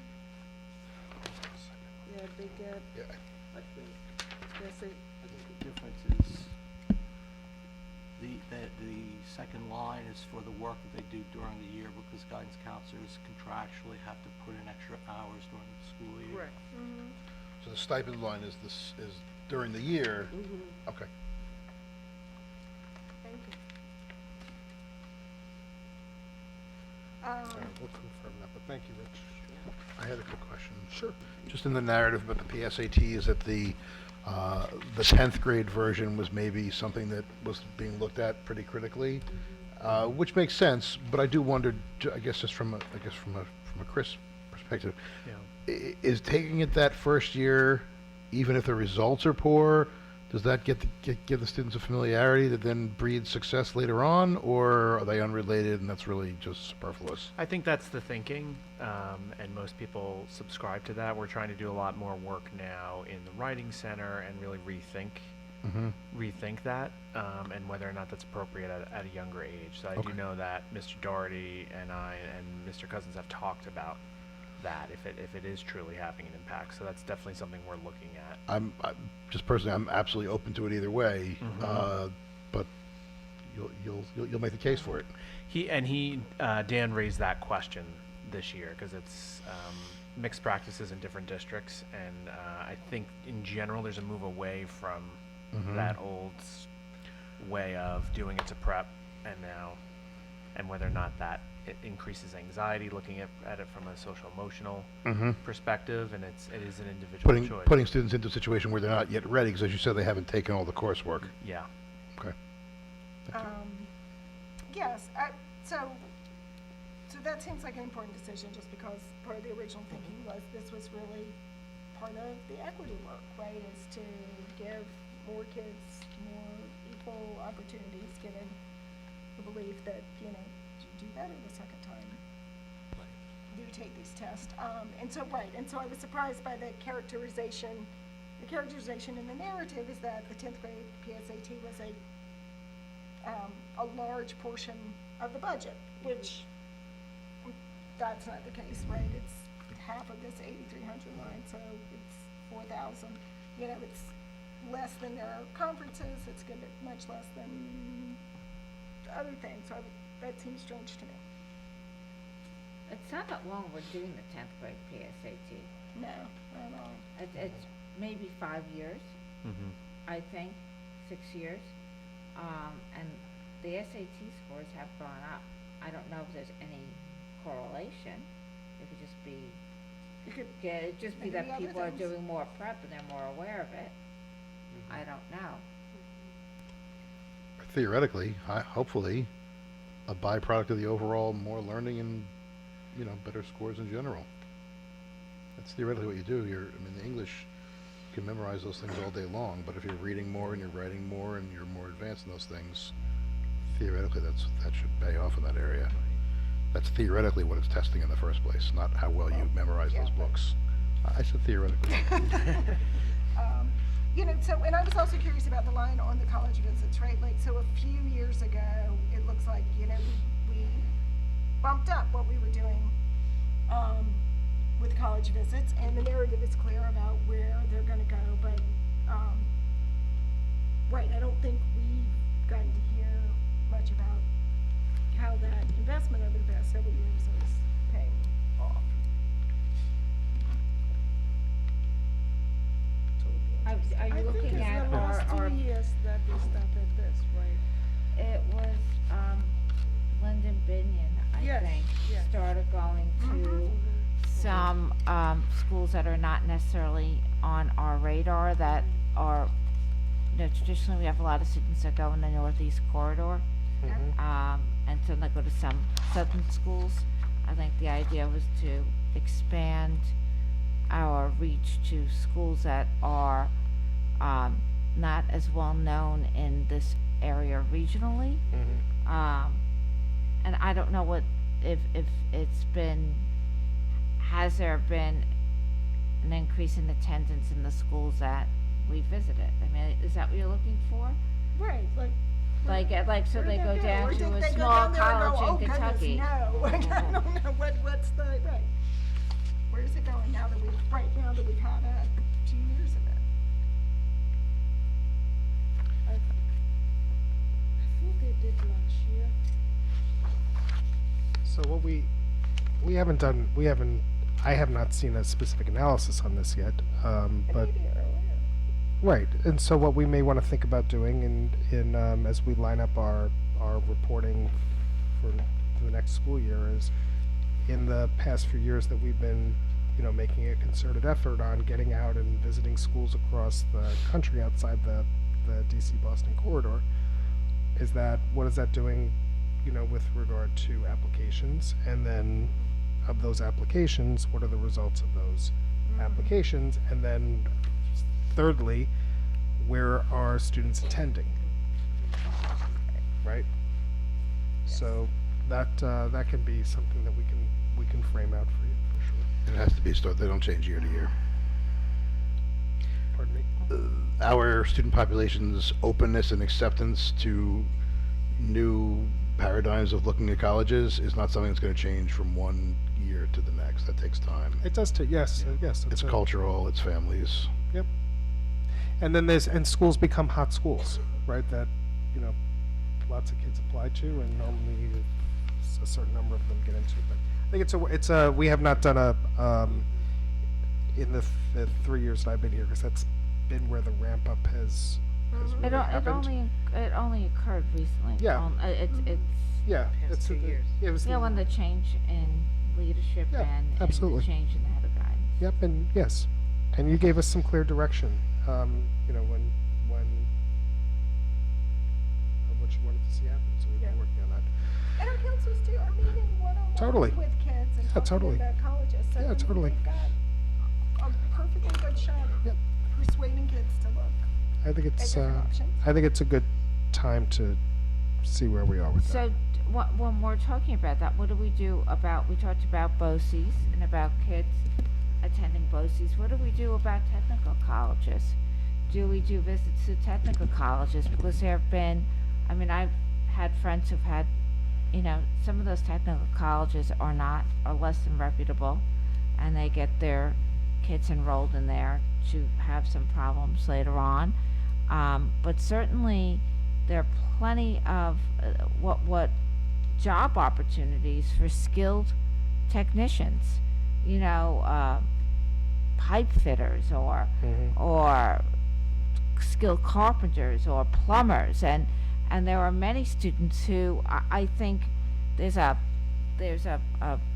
especially on the North Shore of Long Island, there are plenty of parents who don't see that as an option for their child. I think there's almost a snobbery about it, and certainly there are so many people out there who are, who love their jobs, who are, skilled craftsmen, craftswomen, craftspeople, trying to get the right gender word on there, but and they're making very lucrative salaries. You could be a steam fitter, and my husband has steam fitters on their payroll that are making $250,000 a year, right? And with a pension benefit, they're doing better than the attorneys.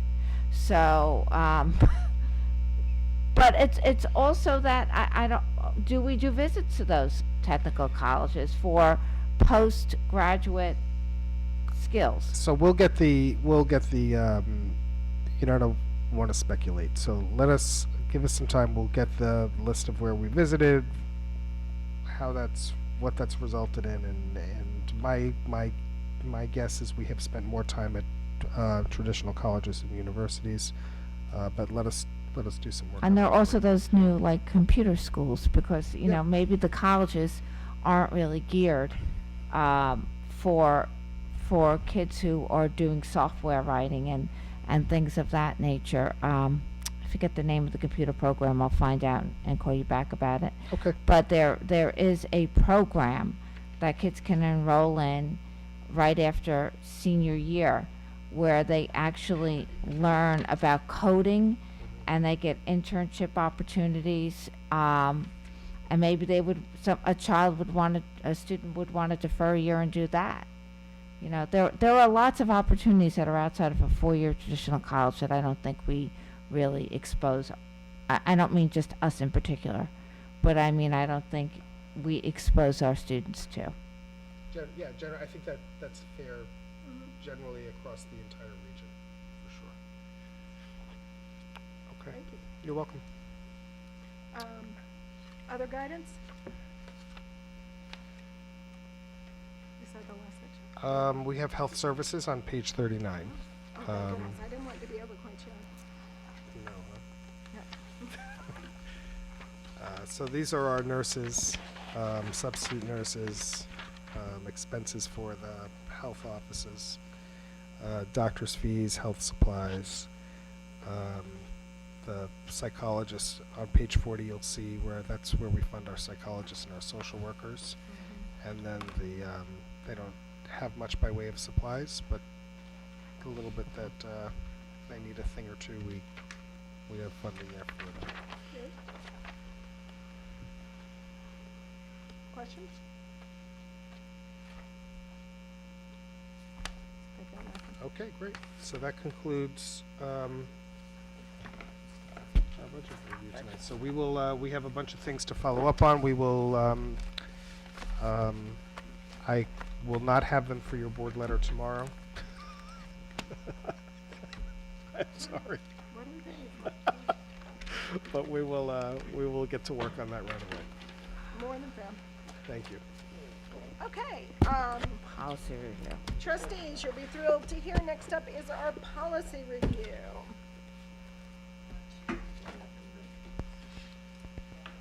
Okay, then let's just all stand up for 2 minutes then, and wait on, she'll be right back. You wanna wait? You don't wanna wait? You wanna keep going? Okay. Well, then we'll do it, she'll wait, okay. I was just gonna stand can up for a wait. second and show them. You Actually, may all can I- stand up for a second regardless. One of what second. the superintendent said. This letter K.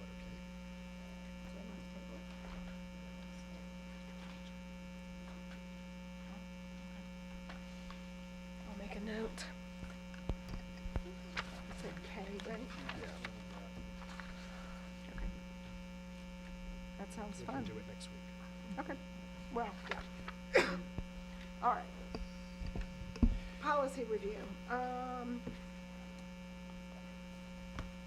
We'll start with, do you have an overview, or do you want to just So start the- with 5605? Sure. So the policy committee is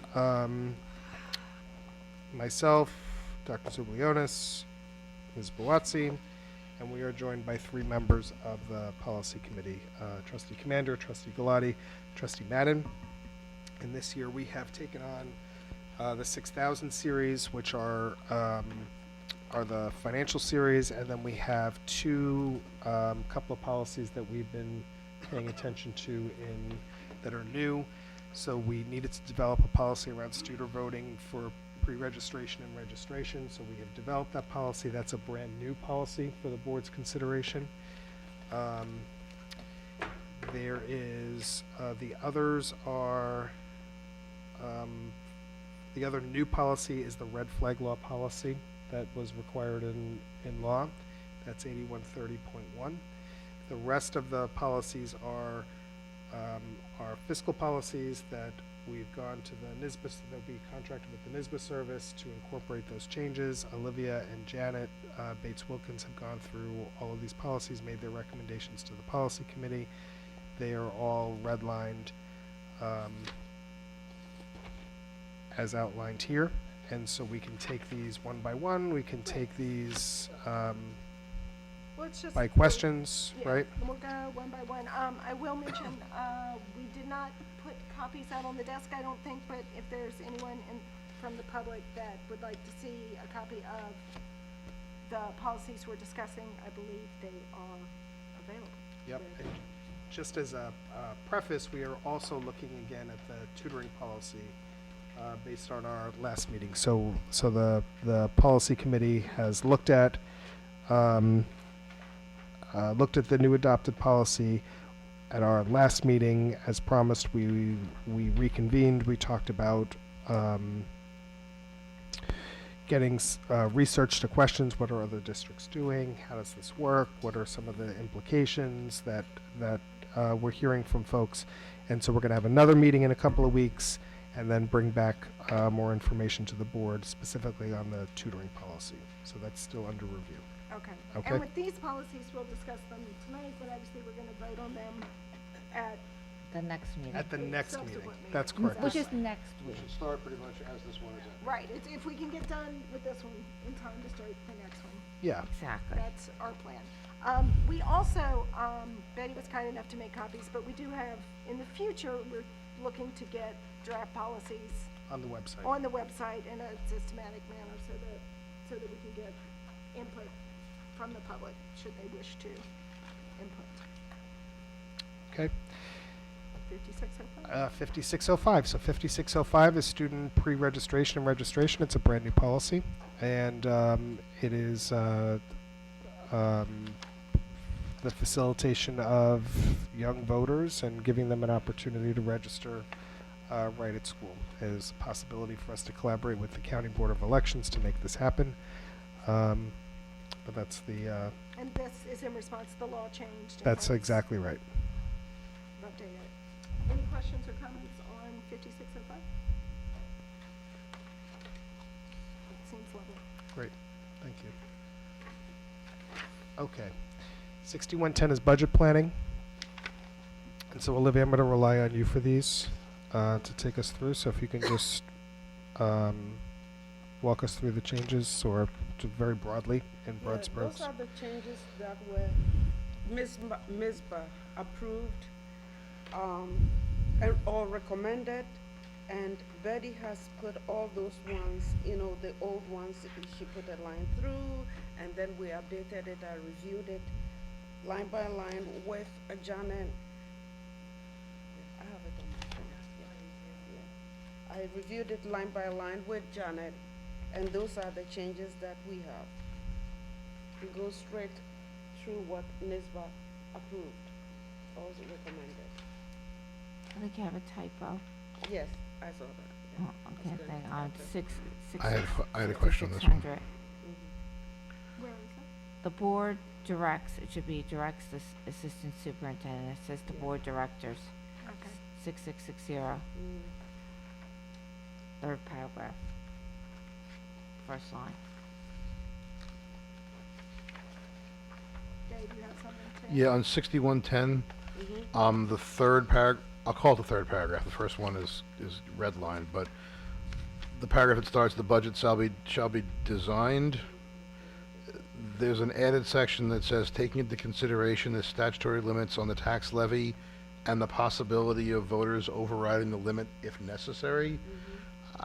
If necessary, it seems unnecessary. And then I really thought about it, why do we even need that second clause? Taking into consideration the statutory limits on the tax levy, period. The override is part of that, as is everything else. Why does that need to be specified?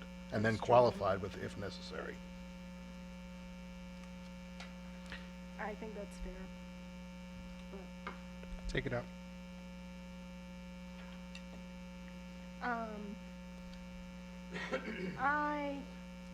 I had a question. For me, and I don't, maybe it's in budget planning, or maybe it's in 6110, it's regulation.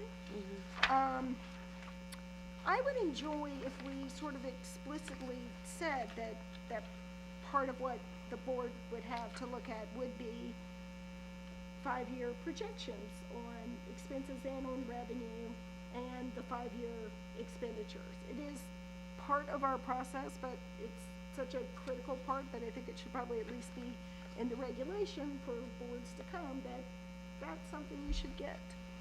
I think we can do it, but, you know, it's recommended. I'm Even saying I ours, think it's for us, it's always the rises recommended, should- but most school districts don't, you know. So we can add a bullet Yeah, for we that. can add it. That's easy enough. Even right in the reg is, It's very easy to, that would be easy to do. So 5-year, can you say exactly what you're looking? the 5-year projections on revenue and expense, and 5 years past expense.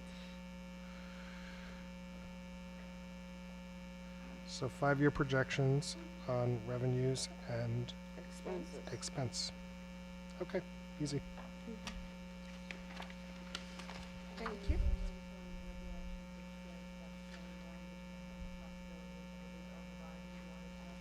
I think so. I think it's just part of Yeah. it. And there's a lot of components to that. I don't know why that one specifically, especially because it's NISBA. Thank you. Okay, anything else on 6110? 6600, fiscal accounting and reporting.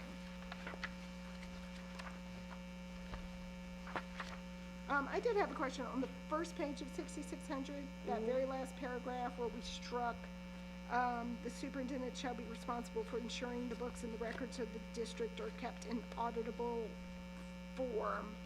I was fond of the sentence. I'm not sure it should necessarily be the superintendent. It can be an assistant superintendent. I don't know if auditable form is the right thing, but I thought the overarching idea of being sort of prepared for and cooperative with, having the business office being prepared for and cooperative with auditors when they arrive was kind of an important part of the policy. So I would like to keep it, or even if we need to jazz it up. Yeah. He can, and he can direct whoever. For business, but the second paragraph is interesting, it's will require that we got to do an RFP for auditors, and it's taken out. It's kind of moved, right? Because now we have, since we now have separate, differently numbered policies on the external and Yes. internal auditors, when you go to the external one, that's where it now says the contract can't be longer than 5 years. But I don't think, but it still doesn't explicitly say our policy is a 3 to 5 year RP. And so when we get to 6660, I think we should discuss whether we want it to say that. I think that's a good point. My procedural issue, but wait, are we gonna keep the sentence? Are We good can with keep keeping this, it? I don't have a problem keeping this. Okay. My overarching issue with 6600 is that, the external audit moves to 6660, which we have and we can discuss. The internal audit, it says it's gonna move to 6680, which is referenced somewhere. So we've struck all of the internal audit functions, but we don't have the draft of 6680. So I don't actually want to vote on a new policy that eliminates all of our wording on internal audit functions without having the internal audit policy in place. You're gonna get the, okay, that's fine. So you'll get the internal audit policy next week. We probably should have grouped these together, in retrospect. But we can always have, the board take action on both of those policies together, not next week, but this, whenever you do the second reading of them, that's easy. We can do it that way. Right, thank you. Sure. Other comments on 6600? And we also have reclaims, yes, we've got 6650. Yeah. Comments on 6650 then, which is where we pulled out the claims audit into its own policy. Very good. Okay. I did have a question on the exhibit for 6650. I wouldn't know. This, do we use that form? The claims auditor exhibit, it's certainly not I haven't something seen Or the the board's. checklist. Yeah. Is this something you guys use internally? 'Cause- Yep. Yeah, that's exactly the duties and responsibilities of the claims auditor. Okay, so that's what they're. Correct, correct. Questions on the exhibit? All right, then 6660. So I think, Mary Ann, this is to your point on the RFP process. I think, given that you can't have a term longer than 5 years and that you can only extend it if you had an RFP, you have to do it, but I also wouldn't mind if we just said very clearly for the sake of it that it is our policy to RFP in the 3 to 5 year range. Mary Ann went like this, I think she. I Yeah. look like it because future boards will come along and, It's people more don't clear. know. Yeah. So, I'm so when you're along, I'm going to talk to the board. 6650. Right. No. so let's find out where would we like to put it? Do you want that to be the leading sentence? Do you want that to be the third paragraph? I'm assuming that's where it Yeah, ought it's to gonna be. be in the third paragraph. Just independent deposits are deposits every 5 years. Which shall be conducted every 5 years. What do you want to put in there? Do you want to say at least every 5 years? At least. Okay, done. That's what we've always done. That's her thing. That's good. Okay, 6690 is where we now describe, well, yeah, our audit committee. That first paragraph doesn't seem to describe the audit committee.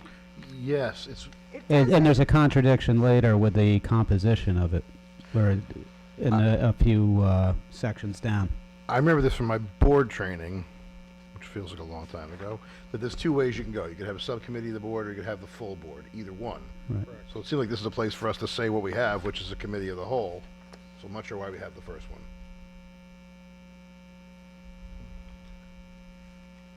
We used to have, when I first started, audit committees, internal and external, and we had subcommittees.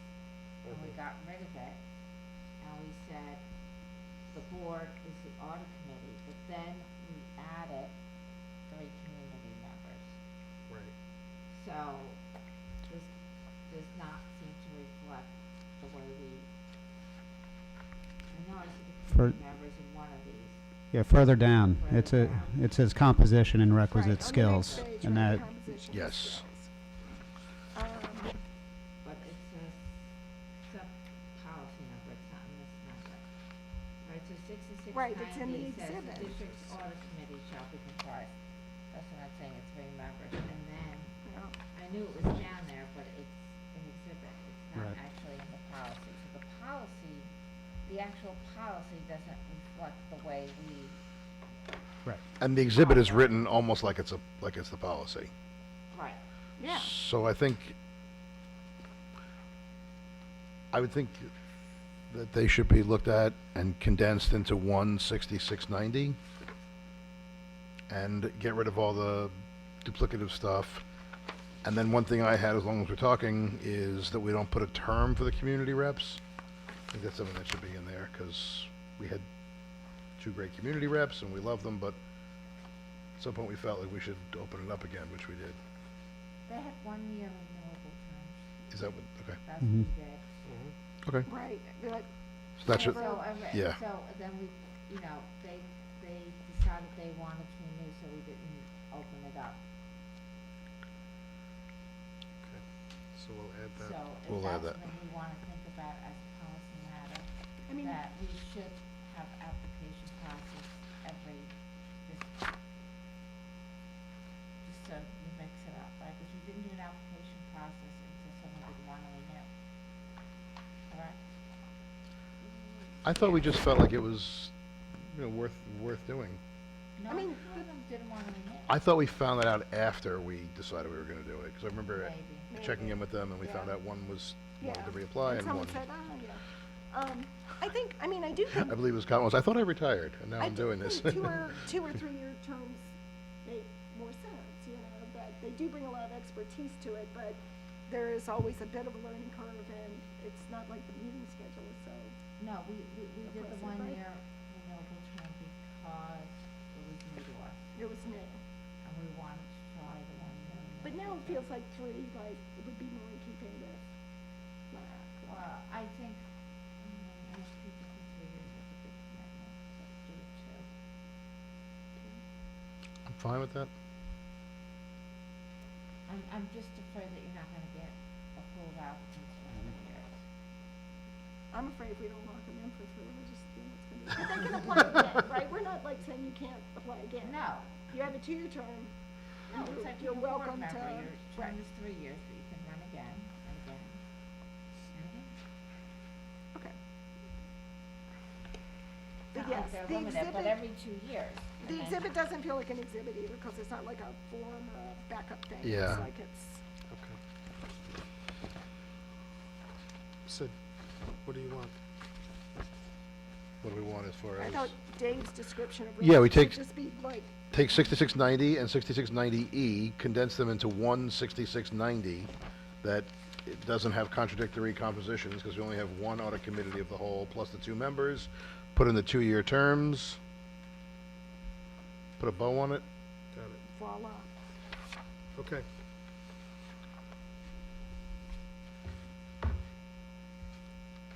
You got that, Betty? Yeah, okay. Okay, Yeah, fine. 6720 looks like a good time. Purchase is directly charged to a federal board. This looks like my work. Or what you actually do.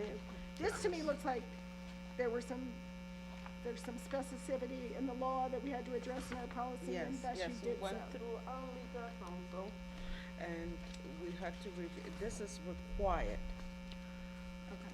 if you receive federal grants.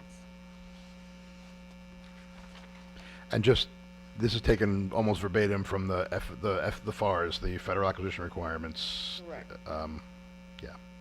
The auditors wanted us to mix it up with another, they give us, you know, a boilerplate to follow. So this is something that, you know, in fact, I was going to look at it again with Janet before. The bottom line is these are the requirements that we need to include in the policy.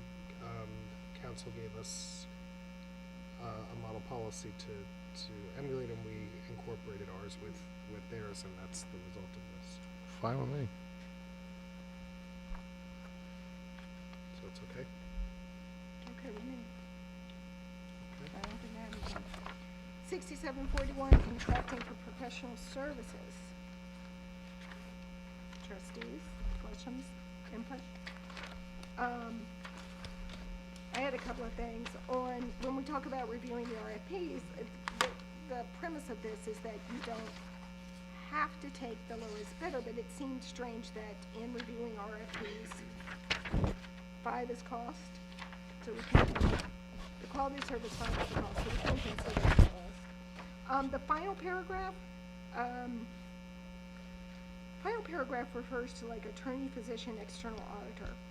Like, external auditors, right, we're obviously dealing with in a separate policy. So in some sense, we all believe we know what professional services are, and the first paragraph sort of says medical services, auditing services, property appraisals, or insurance.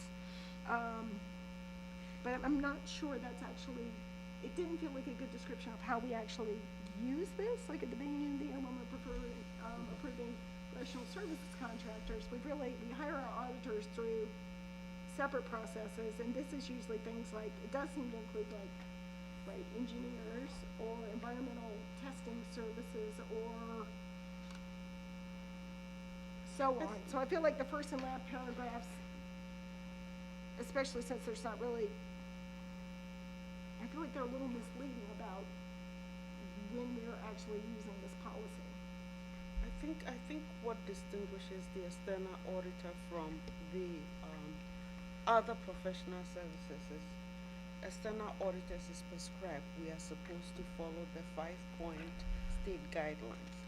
This is general professional services. That's why they don't tie in very accurately. Right, which is why I don't think, explicitly referring to auditing services in this policy Right. makes sense.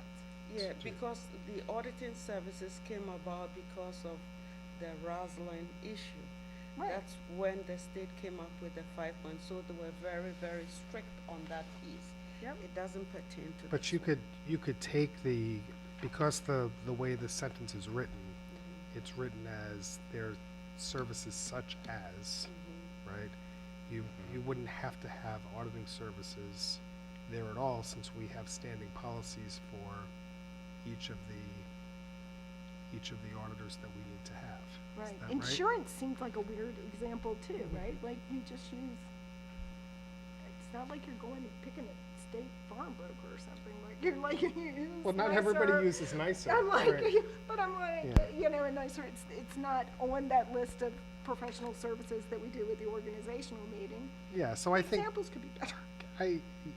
they could be, right? So if you want to call the examples out more clearly, you just need to tell me what you want them to be. We just pull this is the I'm sample like, policy. whatever's on that list of stuff we approved at the beginning of the year that we don't have.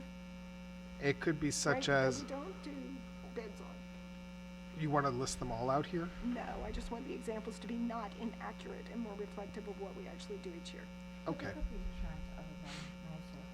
Could be, but I couldn't think of an example. Well, the self-insured on workers' comp, you know, Yeah, without See, you workers' don't comp. hire Disability, professional life services. insurance. Oh, so bond counsel would be a better example, right? Which does count, as legal Services. services. Well, so we can pull out some more. Just make it a Correct. little, But I don't Correct. think insurance is inactive, so are other types of Yeah. insurance that we get. All right, Because we'll let we a deal with a lot of I'm just saying insurance. it's not, That's what I'm saying. if you were reading this policy, you wouldn't really know when we're applying it, right? It's not representative of what we're doing with it. So we could add a few more examples to that. No problem. And we'll take out the auditing services. That would be great. Great. Anything right. else? On to red flag? And then the last one is the red flag law. And so this is a new policy as it is a new law. Is this verbatim what NISBA has suggested, This is, or what? where did this one? This is from Fraser Feldman. Okay. Works for me. What's it a subset of? You always got the point. I don't know why it's numbered that way. Yeah, it doesn't. Anything? So that concludes, And NISBA didn't have one? It's too new. it's too new. And that's it. So that concludes our first policy review. We'll make the edits. We'll get them onto the next agenda with the exception of the auditing ones that we talked about that we'll hold. Great, thank you. You're welcome. It's only 2 days, right? That's right. And that brings us to our first comments from the public. We'll have another one later too. If anyone would like to address the board, please welcome to come to the microphone and give us your name and town of residence.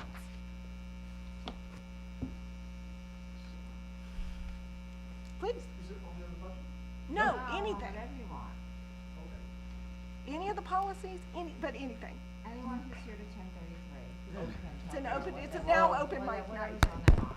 Mike Conklin from Greenvale. Been here before. Hello, everybody.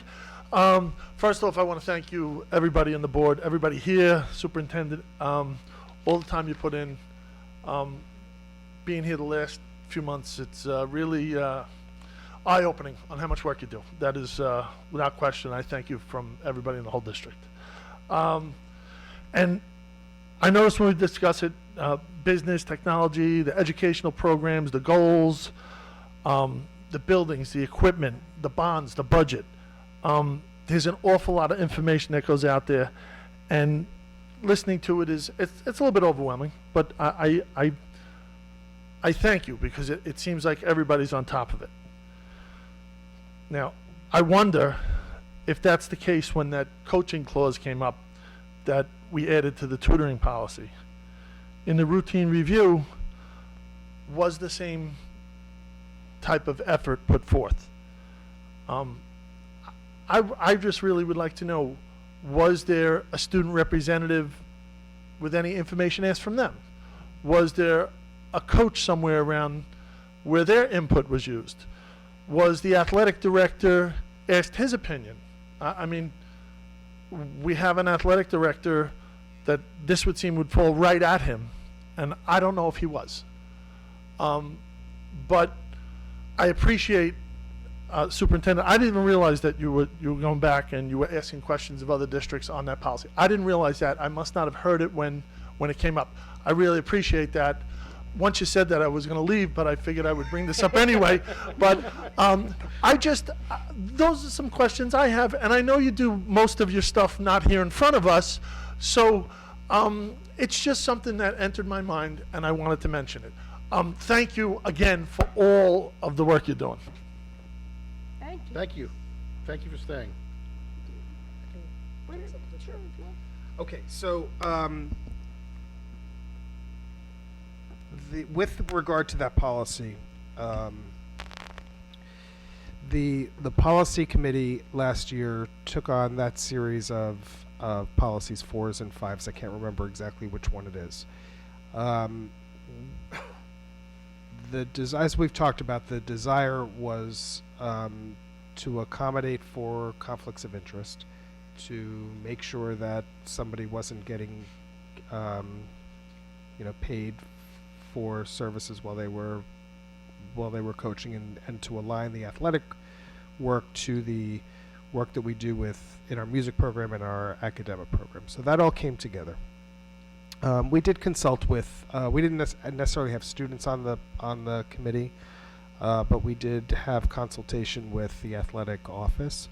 Ultimately, the board policy is the board's. This is what they're elected to do, right? Is policy work, and so through the course of that, we came to where we came. In a Procedure that looked like this, right? Yep. Where it comes before the whole board, there's a discussion, although the discussion was much more extensive than some of these fiscal policies, then it has to come back a second time. So in that sense, it looked like this, but it was more longer conversation. Yeah, and so I would say that policy, we talked here at least 2 or 3 times. At least, right? And so there was a lot of conversation about the pros and cons of all kinds of different things. We could probably pull out the dates. I could let you know when they were. You can come on and we can talk about it, if you wanted to. But I guess where we are now is in the implementation of it and hearing from folks who are out there. The board wants to do some more study and analysis on this. And to the extent that they want to keep it the same or make some changes, we think it's good to cast a wide net on what other people are doing around the county. So we're surveying all 56 districts in Nassau County, to the extent that we can get a response from them on what they're doing to help inform our work, and then looking at congruence across the multiple ways that services are provided to kids. Does that answer your question? Okay, you're welcome. I would like to note that part of the policy change was, in fact, initiated by complaints in the community that we've received over the years about favoritism resulting not just in the athletic field, but in other areas where there was private tutoring going on by staff members. So, and the other part I think we should emphasize is that about 2 or 3 years ago, we started looking at equity. And, you know, are we treating all students with equity, both in academic, athletic, and other extracurricular opportunities?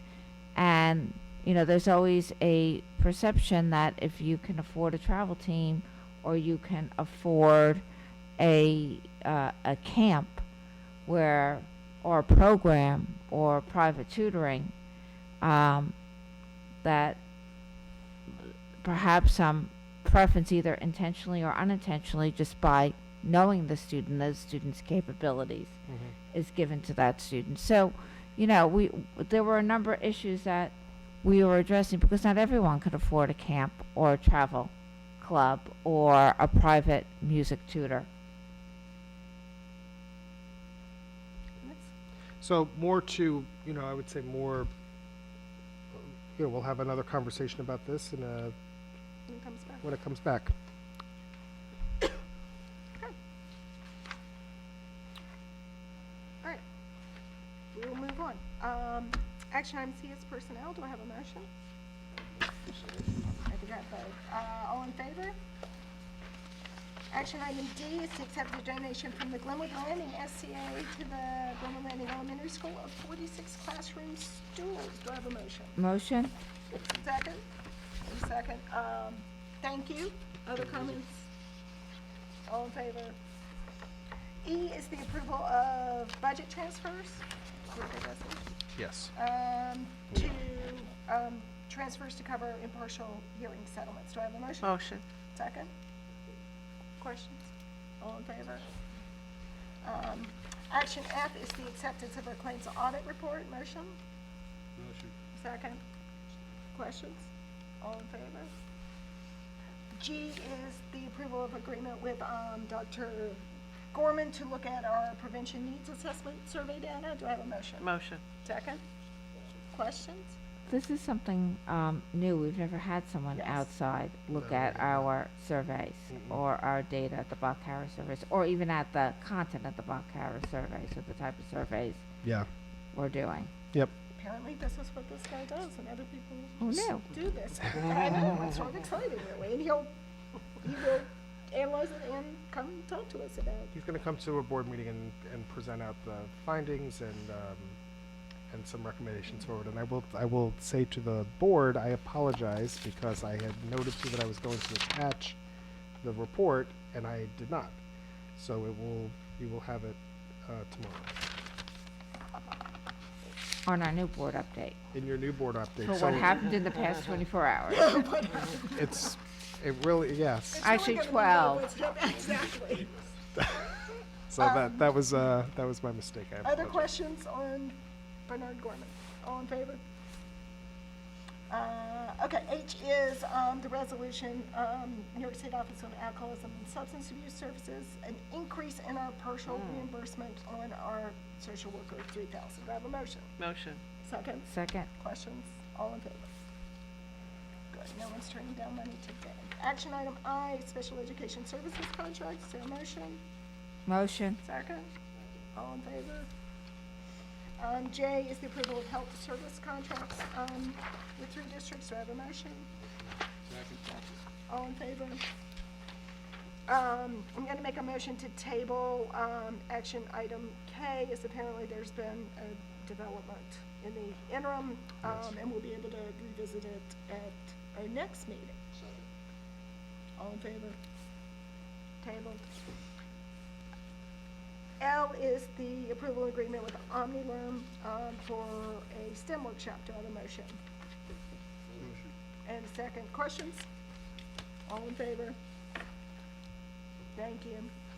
M, accept the donation from the North Shore Middle School PTO to the middle school, $6,895 to assist with the 8th grade trip to Washington. Motion?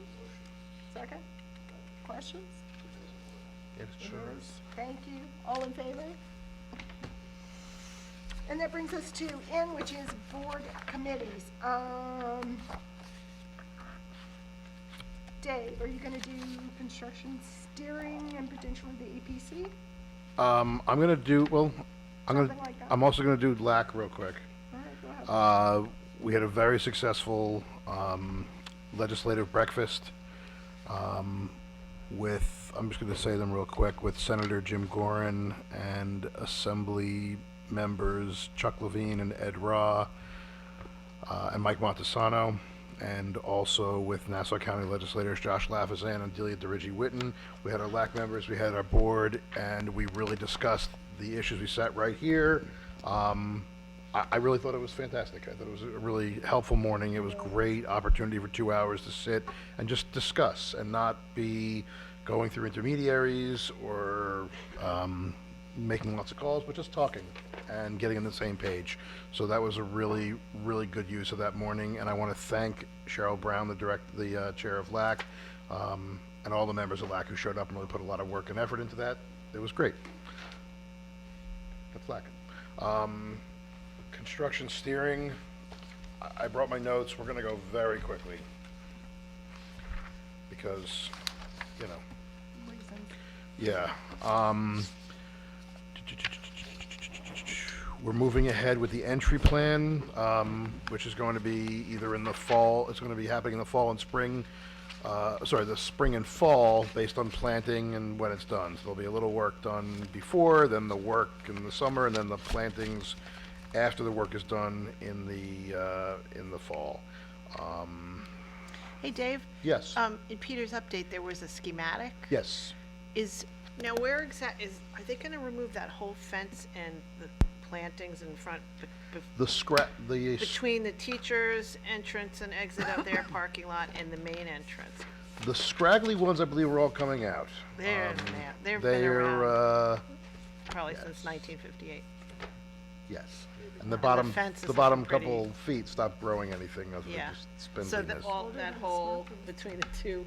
Yes. Wow. Like, in front of the music wing is coming out. Yes. The ones that are really overgrown, and you'll notice that some of the hedges are different than Yes. others. I've been living with this for 7 years. This is the third Yes. schematic. There's also going to be a path diagonally across years. the Victorian house to the road. So all the students who cut through Yeah. will now have concrete Right. on which to step. That's nice. We, as everyone knows, there has been a longer than I've been around, debate about an electronic sign.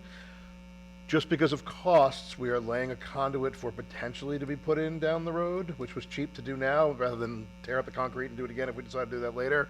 But no decisions have been made, and I think at this point that is still a hot button issue.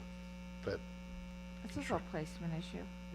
yeah, Because we don't really have a particularly good place to put an electronic sign with our traffic patterns that would not be distracting.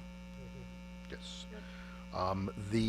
Everyone knows the bond passed, so now we're in full design phase right now with our architects.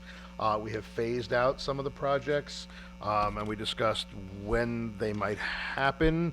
Put into phases, not phased out. Not, Gotten sorry, rid of. not phased out. Phased. They've been phased, That phased in. wasn't clear. They've been, by phasing, I mean roughly scheduled. The work should take place primarily over the summers, the next 3 to 4 years, although we'll try to squeeze in things along the way as we go without disruption to student life. Vacations, we do some of it on vacation. Some on vacation, some you can do, for example, the middle school is going to be on the earlier phasing. And a lot of that work can be done when the kids are in school. They're building a corridor that no one's actually in. They could just not affect the kids. So they'll try to keep it moving. And that's exciting. Just jump in there for 1 second. Of add to course. that? So the way the phasing, the way we're thinking about the phasing is that phase 1, which would commence in the summer of 2021, would include air cooling, would include safety security work at all the elementary schools. So that's the construction of the secure entrance vestibules, and the commencing of the first part of the middle school construction. So it's one big phase that is probably a multi-year phase. The second phase of the project will include the high school work, will include the library media centers in each of the schools, will include the STEAM labs, will include a lot of the classroom work. Entryways of the elementary. as Entryways, yep. Appropriate. Exactly. So that's how it's been. That's how it's been phased. We're probably looking at 3 to 4 summers of work from start to finish. So, it's cautious. I think it's probably more realistic that we're looking at summer 2024 to be completely through punch list work. Okay. So, sorry to interrupt you. Not at all. That's great. And the EPC you didn't mention. We can talk about that separately, or Can do it now, sure. Well, let's talk about it separately. Because I want to keep plowing ahead with this. Other capital projects, the Seacliff air conditioning and the high school cafetorium ceiling and duct work in Gym AC has been awarded, and that work is going to be starting probably, I guess, the summer, right? I see John nodding. There was a request by the architects to salvage the lights in the cafetorium, and sort of have some architectural merit. No one's exactly sure what, but I think the thing is you don't throw them away if they could have some value. They were serious about that. We were keeping the lights in the cafeteria. Well, keeping In the them. middle school? But No, here. Not keeping them in place. But Not the ones in the high school. not letting them get. Yeah, the ones that look like little half shells. The ones that are falling down that we're taking out? Yes, they don't want them thrown away. They say they can be repurposed, that they have significant value. I hope nowhere where they're hanging. They're going to your house. Thank you, because I need more junk in my Not house. really. Nothing from the schools is going to The Glenwood Landing fire alarm panel replacement is all set. Everything's good there.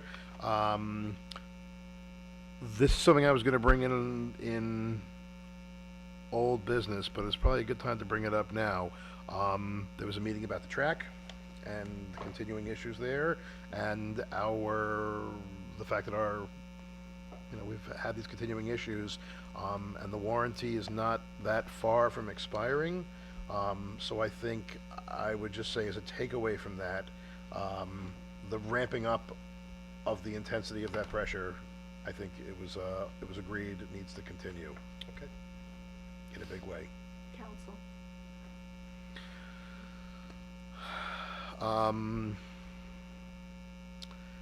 The new freezer at Glen Head is coming.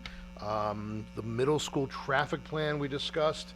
The original plan by Bowler, which was to have an egress leading out to Cassam potentially, is very expensive. They were looking at other ways to do that. There's really two issues at the middle school. One is the traffic and the clogging at Glen Cove Avenue, and the second is parking. So they're looking at potentially alternative ways to remedy the traffic, although they're really fixated on the Cassam exit area, which is just inherently going to be very expensive. And as we've discussed a lot tonight with our budget, I don't know that anyone really sees a path for that. So I think now the focus is going to be, if they have any other ideas, let us know.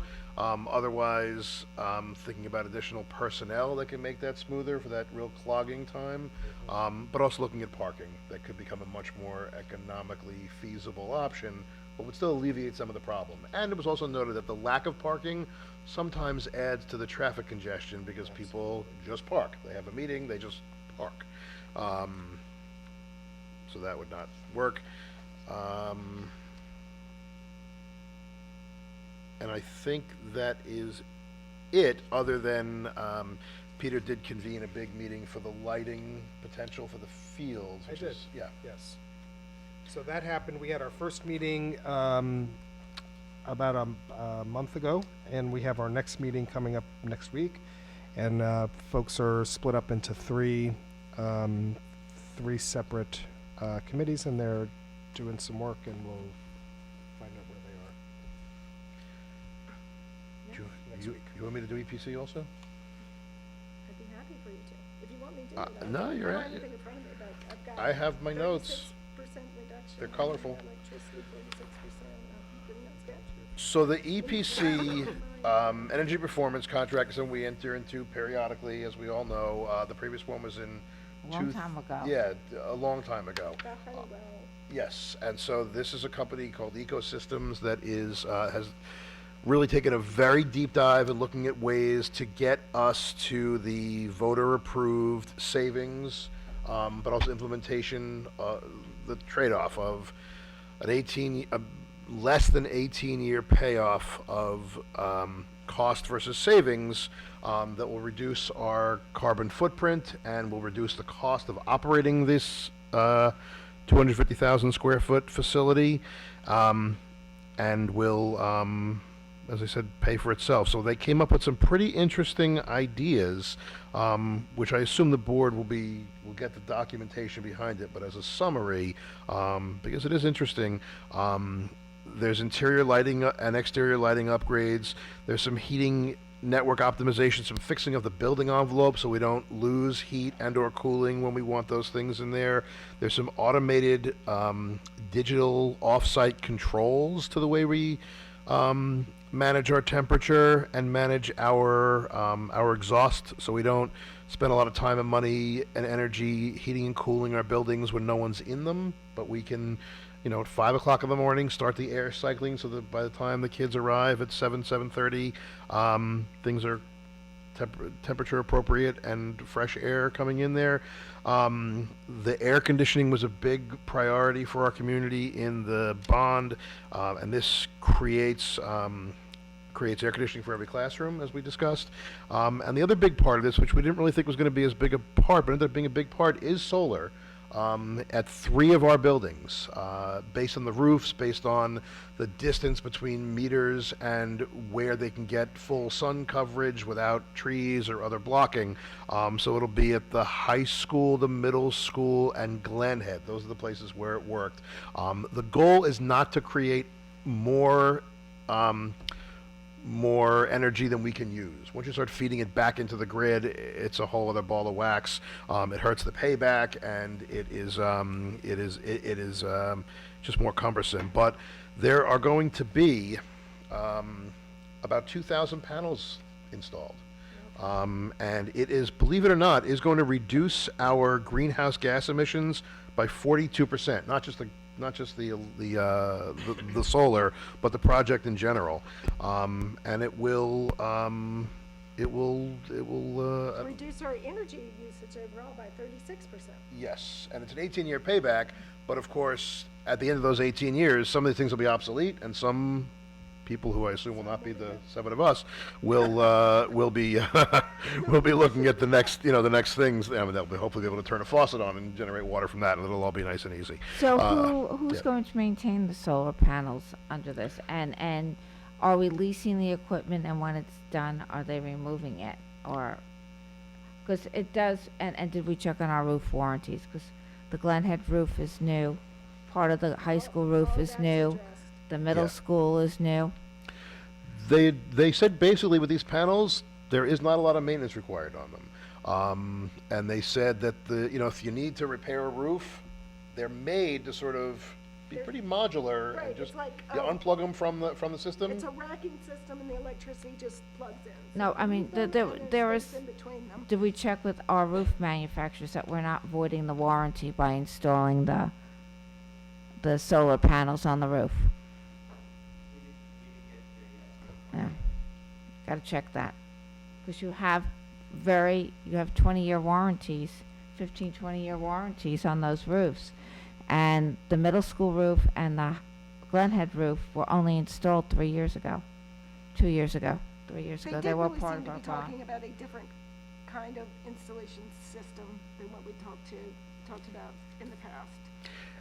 And we did sort of That would feel impact the roof differently.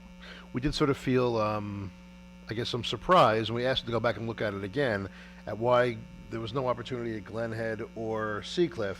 Glenwood Landing and Seacliff. And I have not been on the roof at Glenwood Landing, but I've been on the roof at Seacliff.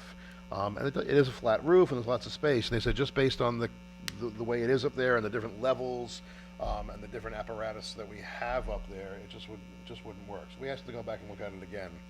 That's a new roof too. They didn't seem Just optimistic. saying. But it was the first conversation we had that, Dave and I had really had with them, and it was very interesting and impressive in the detail they went into, even when talking about the solar, about estimating if you did put solar, say, at Seacliff, what it would cost to annually trim trees that would impact the efficiency of the panels. It was interesting. And the net result is that 36% is a terrific number. Yeah, 42%, even better. Oh, sorry, 30% of the output. Yeah, the other thing, if I can just tack on to that for a second, right? So originally when we set out to on this project, we were looking at $5.705 million worth of energy savings. Yes. The project has grown to $7.2 million in savings, and so by having the voters approve that through the bond resolution, that's 10% aidable, the $5.7 million. We looked at the difference between the 5.7 and the $7.2 million. Yes. What was aidable, what wasn't aidable, and the difference between those two numbers is $31,000 of what is aidable. So you could go out and get the aid on that $3,000 through a resolution. It yields about $3,000. I'm not sure that's necessarily worth it. To have a public referendum. To have a public referendum for the $3,000, we might spend more on printing costs and publication than Renting the machines.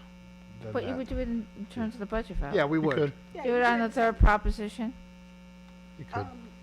Then you're just, right, you're still. Then you're just putting, then you're not adding any cost. It's just another item. With the length of the resolution, it would add something to the printing cost. Did I miss But anything? it adds a No. complexity. Okay, I don't think so. but obviously we want to get the board all the data. I will send it in the letter tomorrow. Great, thank you. Thank you, everyone. That's a lot for me, I appreciate it. The policy committee met, but we've covered the policy committee. You want to do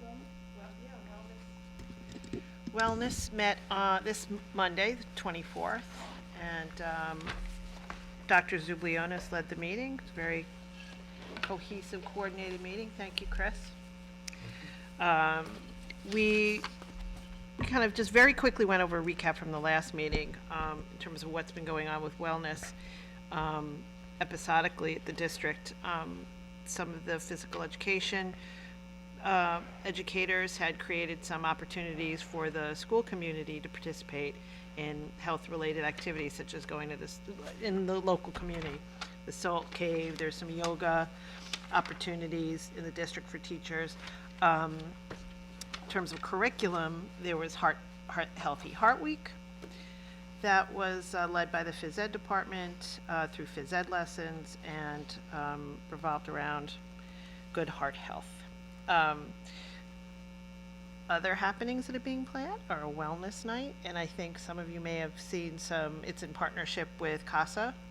There's a lot of PR going around on Facebook, social media, which should be very interesting. I'm going to give some specifics. I took a lot of notes, Chris. CASA North Shore Partnership. K through 12 Wellness Night for students, community members. They're going to have activities, split age-appropriate activities. There is going to be a speaker on anxiety of overachievers, which should be very interesting and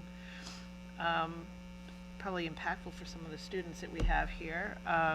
It's going to be a yoga program for high schoolers, middle schoolers, elementary. There's a film. Now, is this for sure, right, Chris? The Angst film? This is for sure at the wellness night. Yep. Right. Do you know more specifics about Angst? Have you seen a trailer? I'm doing a little research. I can't find anything. I think because it's proprietary, It's it's a intentionally license, hard yeah. to find anything beyond like a 1-minute trailer on YouTube. But it's a in general about student anxiety and how society and schooling today is driving it. So the plan is to show it to faculty and students. I think grades 8 through 12 is a preliminary plan. But Yeah, it would that's right. require some debriefing afterwards, good deep conversation with the students and faculty after they view the film. And parents too. And parents as well. So some really exciting things going on with the CASA North Shore Partnership in that regard.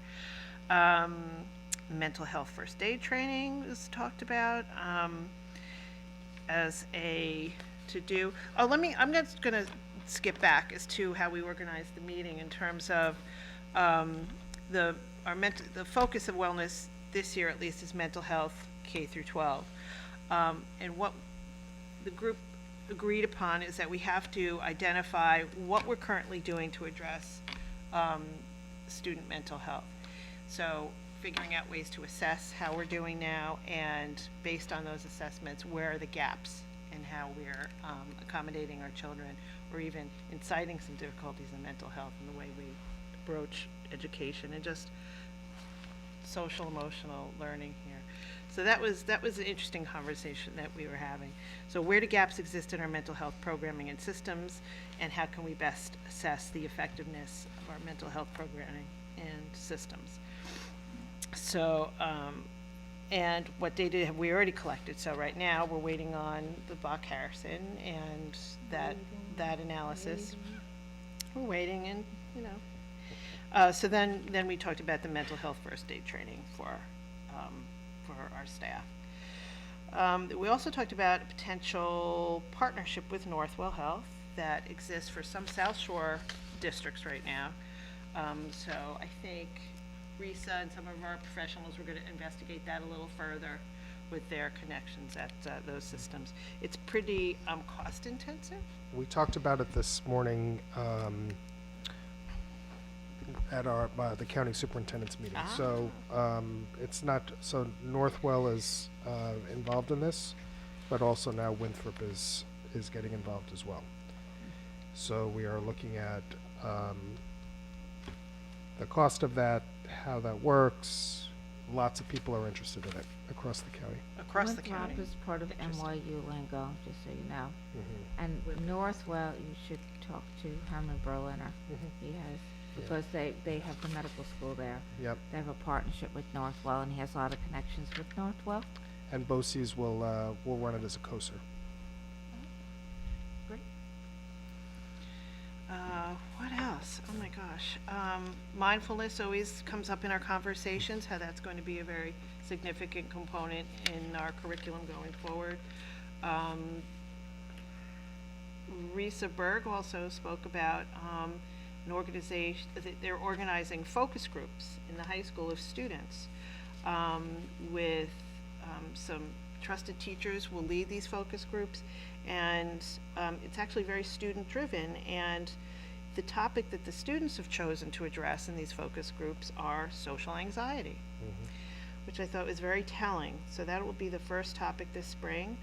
You'll see it in the high school's daily notice. It'll just say, like, social anxiety discussions, and it'll list, like, when and which rooms and who's the teacher, and you can just go. So the feedback from the, it seems like the feedback from the social workers and staff at the high school is very positive with regard to last year's focus groups and how much data that they're gaining from the students. They're very open, and they're willing to talk about how they feel about their mini community here at the high school and their day-to-day functioning.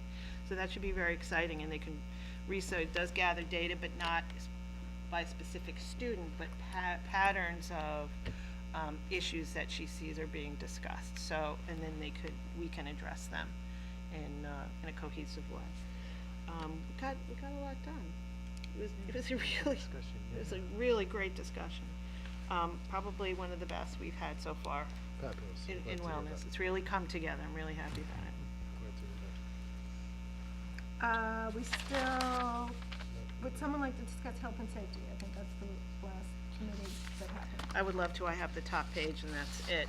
But I think one of the bigger conversations, and John's still here, is about the water quality. Yes, I think that's. In Glen Head, Seacliff with American Water. Yeah, I'm not drinking the water out of my tap anymore. I hadn't for years, so I got guilty about the plastic. Right. Yeah. Now I've gotta go see the oncologist. All right, so, With my plastic bottle. all right. So without getting into all the details of what's happening, there is a role that the town of Oyster Bay has to play in permitting.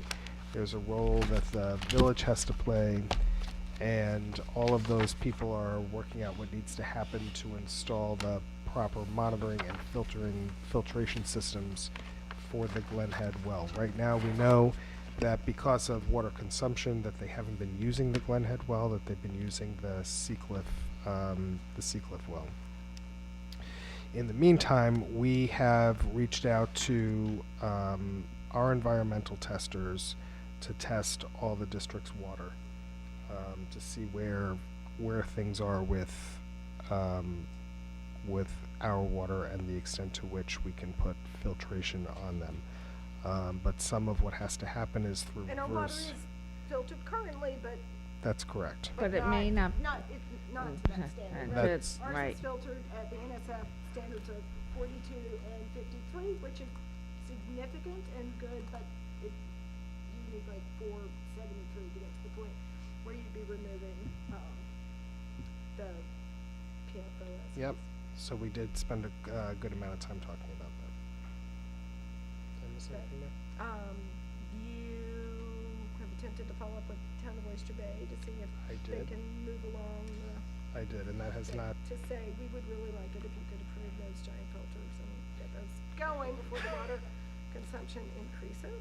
Yes. But yeah, there's a lot of anxiety about it. And so we have talked about which filters we're using here and if there are other options and, right. We talked about testing, particularly since it's time to do our lead testing. And we would again do that in anyway. conjunction, right, Um, with that. Yes. we're very good at testing. Okay. So those are the committees, yes? Yes. Did I miss anything? I Okay. don't think so. Comments from the public? Very good. Old business. Old business. Mhm. I had asked several meetings ago about the textbook manager stipend, because we're putting in this new textbook management system. Apart from the textbook manager that's in the budget, there is a stipend at the high school Yes. of $5,000, I believe. And I just don't know why we have that. Yeah. Well, here's what happened. So I wrote that down on a slip of paper that I swear I just found today on my desk. So Well, you've got me. I'm bigger than a slip of paper. I'm going to be on it till I get an answer. Well, pardon me. I said I'm bigger than the slip of paper. I'll be on it till I get an answer. Right. It's my $5,000. So I will. I have to follow up on that for you. I have not done that. Thank you. Other old business? We'll be here next week. Yes, we will. We'll be here all week. Oh my gosh. She's right. New business. I'm sorry on old, but I'm sorry. I had the board. Did the board have any questions on the follow up on all the old business that came up at the last meeting? That was in my last update. So there was quite a bit of it. There was, you addressed needing the bigger generator at the high school. Yes. But I thought there was a corollary question about whether there was sufficient gas available to run the bigger generator, because the construction committee for years thought we couldn't have a bigger generator because the gas. Because of the gas line, supply because the was- moratorium Right. We on can- gas lines. The gas line the gas line is we can use. That's resolved. You can't but get a I- gas line in Westchester right now. No. But if there are any questions on any of that, I can answer them, but otherwise, we can consider them. Yes. So we're getting a Resolved. larger generator at the high school or the middle school? 'Cause High school. high school, okay, because that was the one they told us we couldn't because of the moratorium on the Couldn't gas get more lines. gas. High school. Okay. Okay, sorry. Thank you for the report on the student management system project, Chris. That's just what I wanted. Thank you. Yeah, I was skeptical, but you convinced me.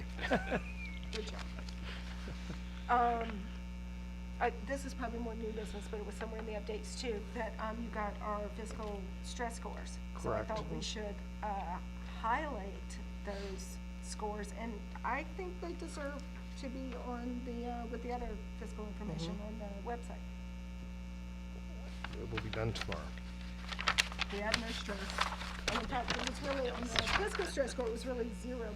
There's also an environmental stress score And that was 5. where we picked up 5 points, but that's not, it It's insignificant. doesn't mean anything. So that was great news. I'm not surprised that is what they've looked like in the past, but still, it's good to see.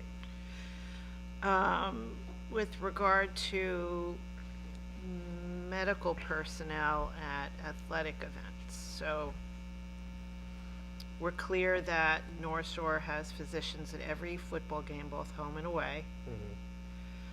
And an EMT presence is at our varsity football games only when they're available. That's understood, so that would be Glenwood Landing. The ambulance, or just, They won't It let a said football EMT. game start. No, they will not let a football game start unless there's an ambulance there. okay, Correct. because it just said Will not. EMT, but I didn't know whether that was, an individual who's an EMT, or No, it's the flight car. the, It's a flight car. okay. That's in addition to the doctor. In They're addition, separate and apart. right. And there's an athletic trainer at every event. Correct. Right. I think my question, and I don't know if Joanna seconded, was the concern, do we have enough coverage on those days where we have many contests going on? Or, for example, we always go back to the Invitational, which is very large, the May Track Invitational, which is very, very large, with many different events. Jumping events, pole vaulting, hurdling, where kids they do get injured. And, is one trainer enough that one day? Should we evaluate that? Should we think about some additional coverage for those days that are? Yeah, I can speak with Don about that. Yeah. And to the extent that he, I can just say to him, to the extent that he feels like he needs, more coverage at those events, then he should go ahead and add it. Right, because I think part of the discussion too is that, there are a number of sports with high rates of Exactly. concussion. Sure. So you want to make sure those are. Yes. Okay. No, but There has- that's, but there obviously, that's has his been- professional There's judgment. so much going on at Just that, for football. yeah. Yeah, but that's his professional judgment, obviously, but, Yep. No, there has been concern raised when you have multiple sports going on at the same time, that there's only one athletic trainer and there are multiple sporting events. right, I think typically, so that Invitational is a one-off day. I'm not sure they really schedule many other things on the field at that time, the high Right. school field. But No, they wouldn't be during, able to. say, No, there've been issues when they're, Yeah, let's just say regular they have Section 8 soccer content, right. and another sport going on at the same time, Right. field hockey, field hockey, boys, yeah. yeah. Okay, I can do that.